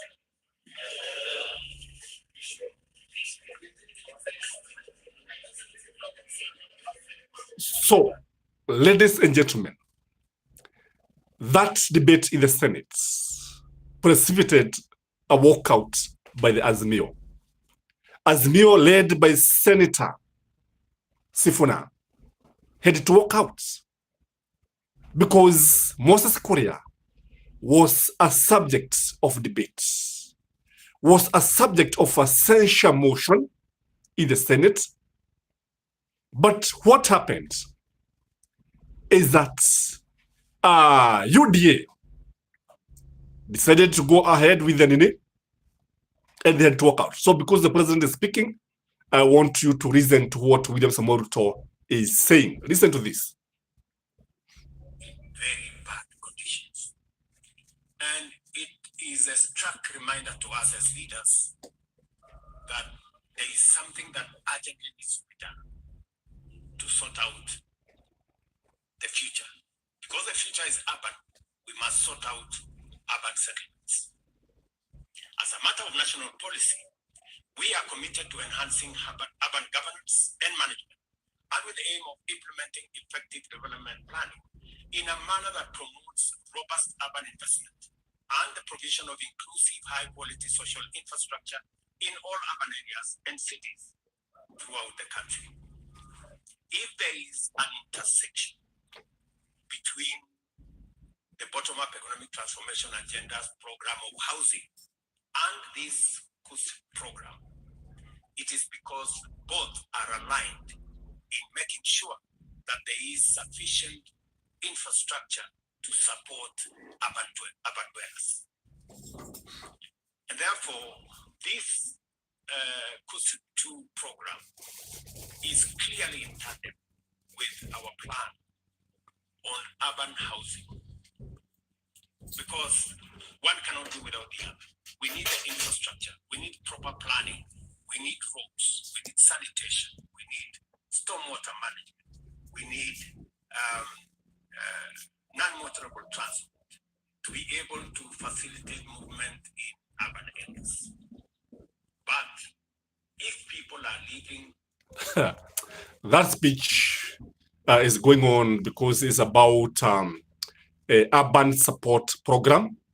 It's going on. But if you listen to William Samoei Ruto, if you have listened to him, you realize one thing, that even the voice is down. If you have been listening to William Samoei Ruto of late, you see the voice is down. Sio kama wakati ambapo alikuwa anafanya campaign. That time he would speak with a deafening voice, thunderous voice. And today, because of the reality, because the reality has hit hard on him, that he's not even sure that he will win. And that is why he's sending Raila Odinga to the African Union Commission. And that is why watu walishangaa sana wakati ambapo Raila alianza kuongea. That is why UDA brigades walishangazwa sana na kule kujitokeza kwa Raila Amolo Odinga, na kwanza kuzungumzia, akasema ya kwamba we cannot allow William Samoei Ruto to deal with the situation. We cannot allow William Samoei Ruto to displace people kwa sababu mimi naenda the African Union. Hapana, we are not going to allow that. So Raila when he attacked William Samoei Ruto, wengi wakashangaa. Unajua, kama kuna jambo ambalo linawafurahisha watu wa UDA, and Kenya should ask themselves, why is this the case? So kama kuna jambo ambalo linawafurahisha watu wa UDA ni kwenda kwa Raila kule kwenda the African Union. That is something that's exciting UDA, because they know very well that Raila asipokuwa kwenye ballot, mambo hayatakuwa mazuri. And I want to listen to Raila Amolo Odinga.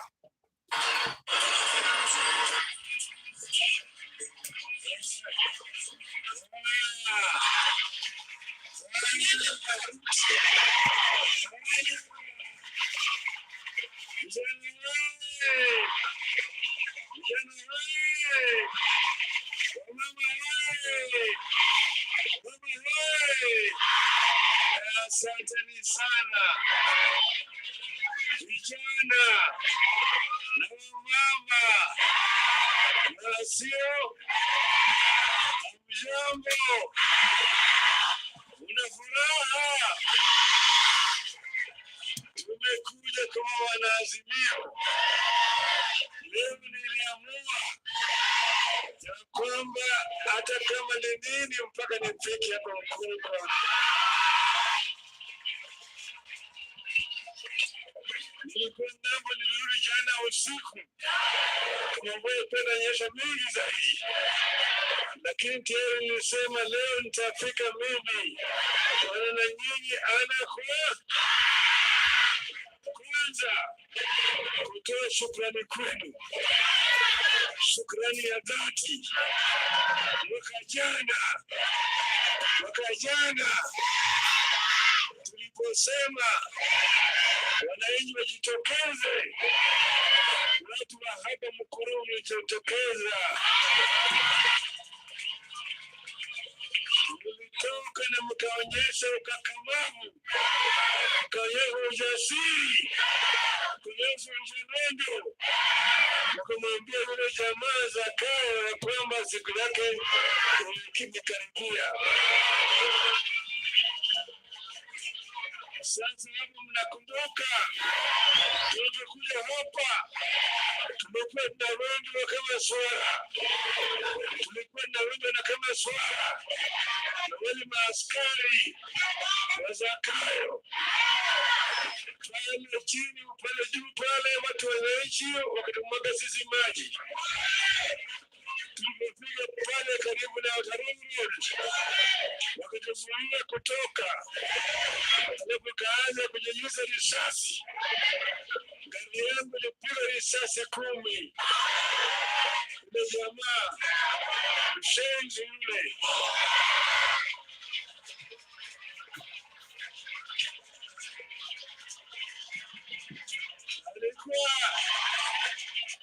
alikuwa anapiga hana kunitisha.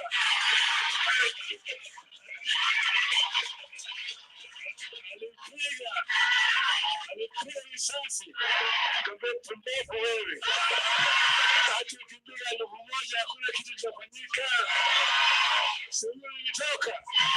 Silitoka. Sasa lakini walifanya maovu zaidi, waliua vijana wetu, wakaua kina mama. Yale yote tulilani vikali. Wale ambao walipiga watu wetu waliua, tuko nao mpaka wakati huu. Tuko nao mahakamani hapa Nairobi na kule The Hague.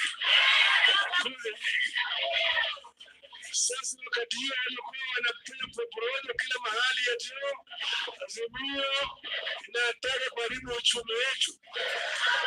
Azimio ndio imekalia sisi, hatuwezi kuendesha mambo. Tukasema basi tusimame, tukae kando. Sasa ni mwaka moja tangu wakati ile, hali imekuwa nzuri, hali imebadilika.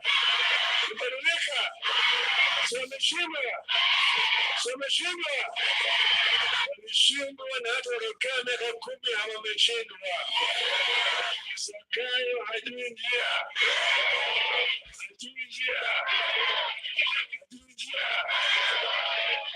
Wale jeshi yake mali chagua wale wote ni wezi. Kazioni nini? Kila mahali wakipungua wizi.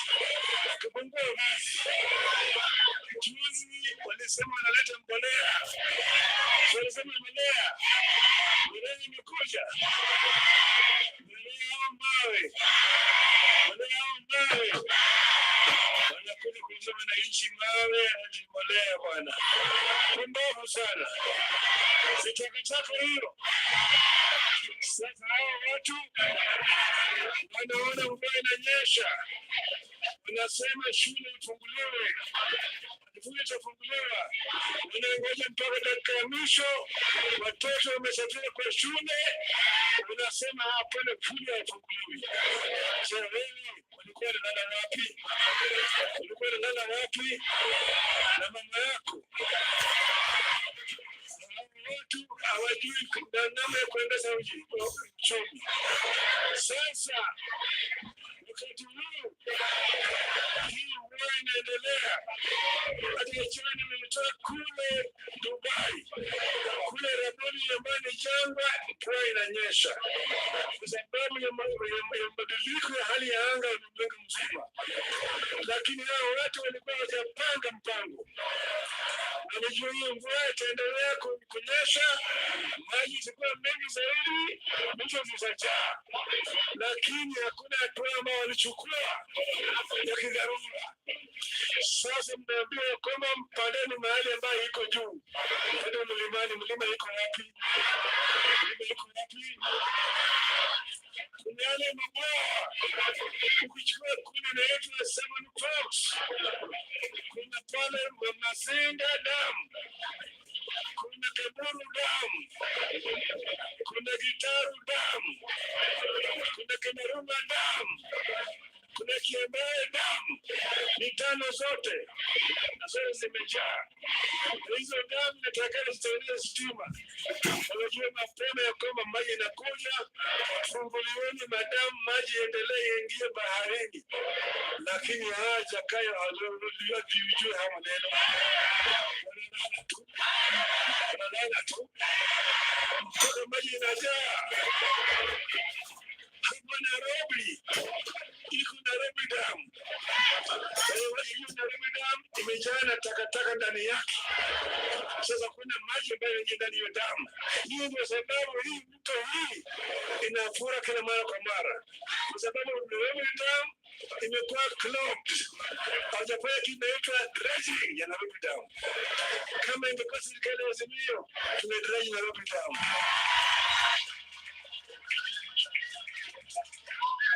Sasa imejaa takataka. Kama zimejaa takataka, sasa maji yanakuja yote kwa fujo, na wanaona hii inachukua manyumba yenu yote na inaendelea pande huku chini. Hata ile ingine na pande ile ingine ni kama hayo. Hii maneno tumeshaangalia sisi na wataalamu, tunajua suluhisho, lakini jamaa hawajui suluhisho. Lazima kupiga kifuato, hawajui suluhisho hii Nairobi. Kuchukua taka unakuta kama hii express highway inajaa na maji.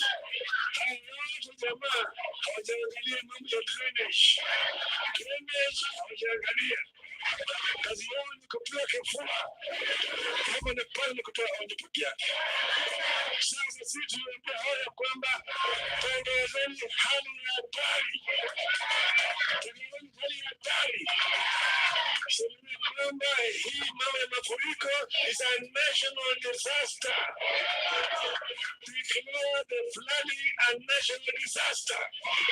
Ili hatua ya kidharura ichukuliwe kila mahali katika taifa letu.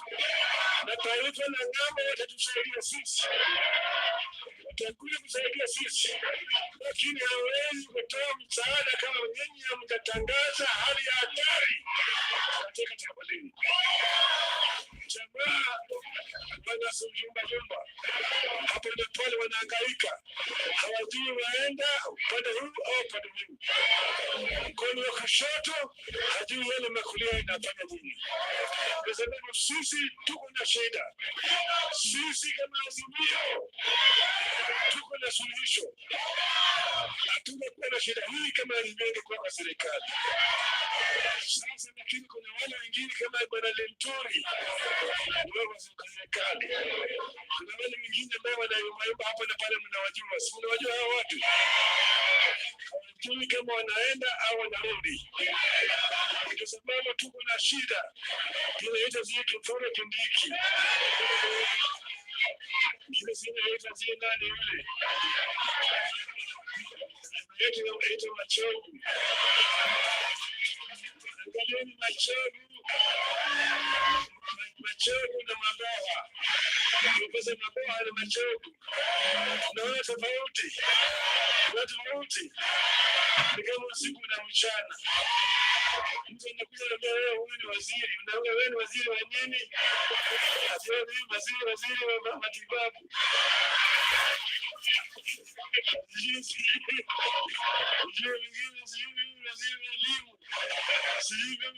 Wafanyikazi unaangalia yote nitakatoka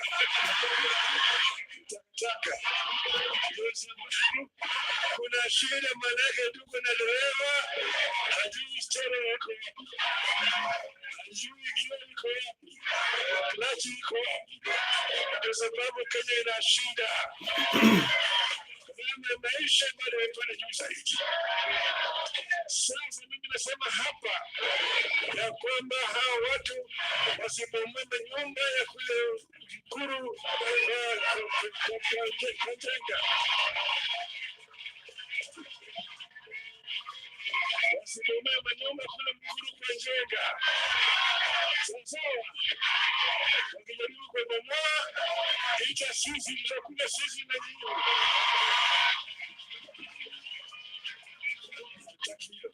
Hatutakiwa.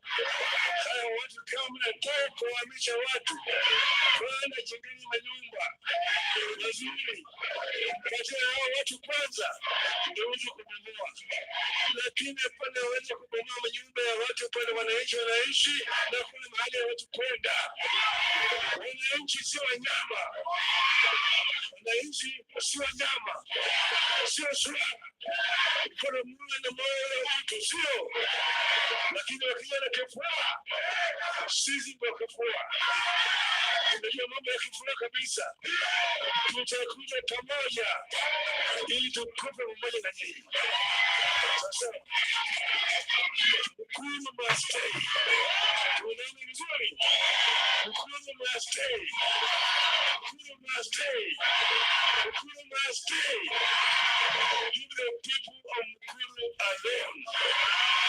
Tunaona vizuri, tunaona vizuri. Mkuru alone. Mkuru alone. Mkuru alone. Asante sana Mkuru. So, ladies and gentlemen, some things comes out very clearly from Odinga. One of the things that is very clear is that the people are with Raila Odinga.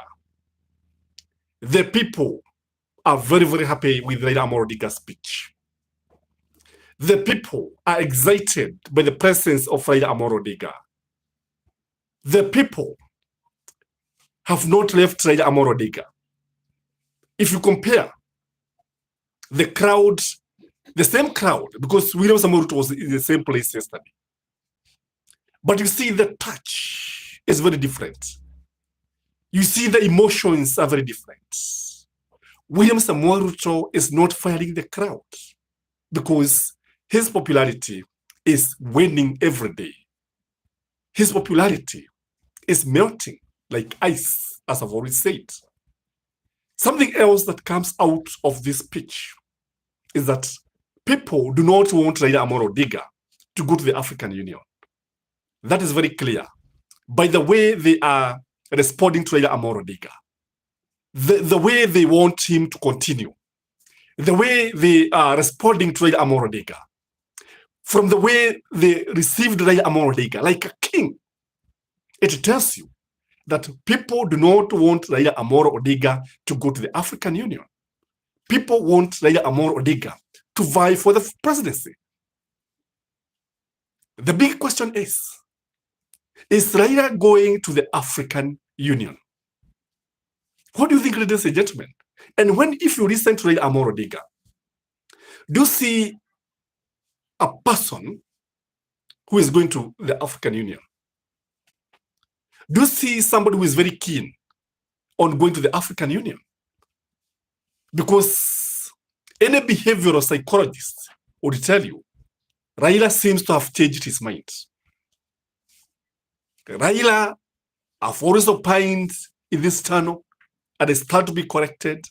Raila Odinga will be on the ballot come 2027. he will be on the ballot. Raila is going nowhere.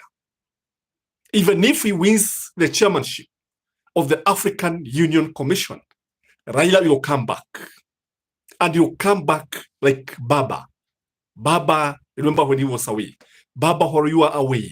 Baba, when you are away. They happen like this. So what we are saying here, when you look at Raila Amolo Odinga, he understands one laws of the 48 laws of power. He understands it very clearly. That sometimes you can keep away from the people. Absence is key. You see, just like a commodity. When a commodity becomes scarce, people, the demand will be very high. So because Raila has not been talking, the moment he appears, people must listen to what he's saying. People must turn out in large numbers. Lazima watu wajitokeze, wasikilize. What is Raila up to? Even now, UDA and William Samoei Ruto, Rigathi Gachagua, and their team, they are confused about Raila Amolo Odinga. They do not understand his game plan. Politics is a game. I've always opined this. And there are only two constant. One, interest. If the interest of Raila Amolo Odinga will be better served in 2027, he will not go for the African Union. The other constant, betrayal. Politicians, you always betray each other. And they don't care. Hiyo ni mambo ya kawaida. These are currencies of the currency. Two sides of the same currency. One side interest, the other side betrayal. The politicians do not even blink their eyes when betraying each other. They don't. Leo mnaweza kuwa mnakula pamoja na mtu fulani. I want just to remind you what Daniel Toroitich Arap Moi, and may God rest his soul in eternal peace, what he did to Philip Bidhi. Philip Bidhi was in charge of the cabinet, was actually the secretary to the cabinet. Wakaenda mahali, wakauda baraza la mawaziri na Daniel Toroitich Arap Moi. Then at 1 o'clock news, the first person to be fired was Philip Bidhi. I think that one affected him so much. He could not believe. That is what I'm saying. That's what I'm saying. Betrayal is constant. Guys, please like the video as you come. Comment in the comment section. This is Gachie Skyman TV, the tallest man in Black Africa, discussing the state of our economy, the state of our politics, the state of our nation. So when you look at Raila Amolo Odinga, if you ask me, he has a very complex game plan. And most likely, even if he wins that position of the African Union, he'll go and then come back. He's ready to resign and come and vie for the presidency. And if Raila Amolo Odinga is going to be on the ballot, oh my goodness, he'll win with a landslide. Because everything is tick about Raila Amolo Odinga. Experience, tick. Understanding wajiko, because you see, if you ask me, sasa hii mambo ya dynasty, unajua papo beleni tulikuwa tunasibua dynasty baya, semeni dynasty baya, hasura tawara. Then people would buy that idea. But now, people cannot buy that idea. If you sing a song, if you keep on repeating the same song, people will be tired of the tune and the melodies. Ni wimbo ambao utakuwa hauna mahadhi. So William Samoei Ruto cannot repeat the hustler's message. He cannot repeat. And that is why these days you hear watu, they really mention mtu wa mkokoteni, they really mention mtu wa bodaboda, they really mention wajiko. They don't even mention that issue of Mama Boga. They don't mention. Do you think William Samoei Ruto can come again with the symbol of wheelbarrow? Do you think Kenyans can buy it? Do you think Kenya can even believe it? So what we are saying here is that Raila Amolo Odinga's game plan is so complicated, and that is why when you look at the situation, it is also affecting William Samoei Ruto. It is affecting the popularity of William Samoei Ruto. Because you see, when Raila appeared to be going, then he appears to be leaving a vacuum And now, if you ask Kenyans, there's an agreement that Raila is a good man. There's an agreement that Raila has tried his best. There is an agreement that Raila is actually doing his best even now. When you look at the politics of this country, without Raila Odinga, people don't talk much. Unajua wakati ambapo aliongea, wakati Raila aliongea, ndio sasa watu walianza kujitokeza wakilalamika. Even those guys who are not talking in UDA, they started talking and started complaining. In fact, they started accusing Uhuru Muigai Kenyatta. They started accusing Uhuru Muigai Kenyatta, saying that Raila met Uhuru Muigai Kenyatta in Dubai. So you see, anytime Raila talks, politics zinapanda, moto unawaka, unaruruma, moto unawaka. Frames of politics, the political temperatures rise very fast anytime Raila comments about anything. So if you now bring the issue of Uhuru Muigai Kenyatta again, because we have seen, if Uhuru comments about anything, then again unaona vile ambavyo watu wanawaka, watu wanalamika, what. Because politics without Raila Odinga can actually be very boring. I think for those of you who are studying politics, you need to study Raila Odinga. As you study the personalities, the leaders of a country, because Raila will occupy a big chapter. It is important that Raila be studied, even at university level. So, when you look at the situation today, Kenyans ukiwauliza, je, Raila atakuwa kwenye uchaguzi ama hatakuwa kwenye uchaguzi? Hilo ndio swali ambalo Wakenya wanajiuliza. Hilo ndilo swali ambalo watu wanataka kujua. And you see, Raila, after elections, Raila take a sabbatical leave. And sometimes we even see him going outside the country. Si mara moja ambapo tunaona anaenda kurelax. I think this time the kwanza sijui kama alienda Zanzibar, I don't know. But later he comes back, and he comes back with a bang. And this one is deliberate, if you ask me. So I think Raila is just trying to confuse UDA. Raila is just trying to confuse watu wa William Samoei Ruto. Because you see, if you ask me, and Rant, karibu sana. Karibu sana, karibu. So, good morning, everyone. If you are joining this channel for the first time, this is Gachie Skyman TV, the tallest man in Back Africa. Take 1 second, like the video. Guys, like the video until we are about 100 likes. We'll be very happy if we reach 100 likes. I'd be very comfortable. Thank you for those who are liking. So what we are saying here, the game plan is so complex that it is scaring those who are in government. The game plan does not appear to be simple. It doesn't appear to be comprehensible. They cannot comprehend what is Raila up to. Because you cannot tell me the way Raila has been talking, he's not very keen on going to the African Union.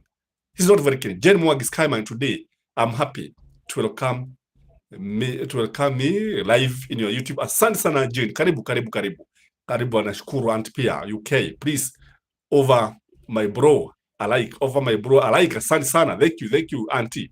And pia Rant, tunashukuru sana. Those who are joining this channel for the first time, please continue liking the video. And again, as the popularity of William Samoei Ruto continue winning, even the economy is not very friendly. The state of economy is not good. The situation is not very rosy. When you look at our economy, jambo moja ambalo linajitokeza ni kwamba tunapata kila mtu akilalamika. Yeah, Raila, Junta anasabia, Raila is a study case for generations to come. It is true. That's what I'm saying. Once the history of this nation will be written, this man will occupy a big chapter. He will not be the footnotes of history. He'll be, he's one man who started politics when he was very young. Is one man who have always wanted to do good for this country. He was behind, by the way, Raila is the father of devolution. The man who wanted resources to be taken to the grassroots. The man who even was behind the BBI. The BBI that was rejected by UDA. And now, you remember even Raila Odinga was behind the 2012, was it 2010 constitution. He delivered the constitution with Kibaki. Without Raila, we could not have delivered this constitution. Remember when he opposed this, it became very, very difficult for Kibaki to pass the constitution. Remember the work of draft and the way it was defeated, remember? So, when you look at it, one of the problems that is facing William Samoei Ruto and his government is that the people on his side do not believe in devolution. They don't. And to show you that they don't believe in devolution, just look at the way they have refused to devolve the functions of the Minister of Health. Because as per the Constitution, health is a devolved function.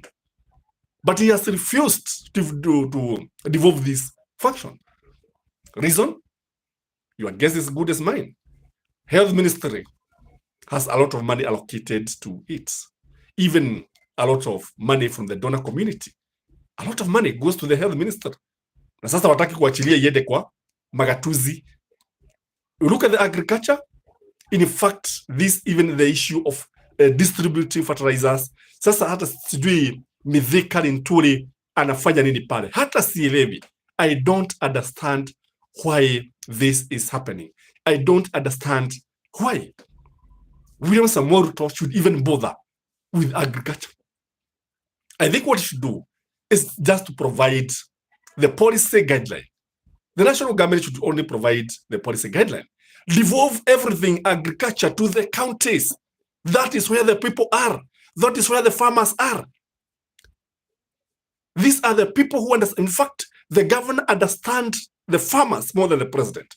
The governor understands mtu wa bodaboda kuliko farmer. The governor understands what is happening kule mashinani. But what have we seen, ladies and gentlemen? What have we seen? What are we seeing?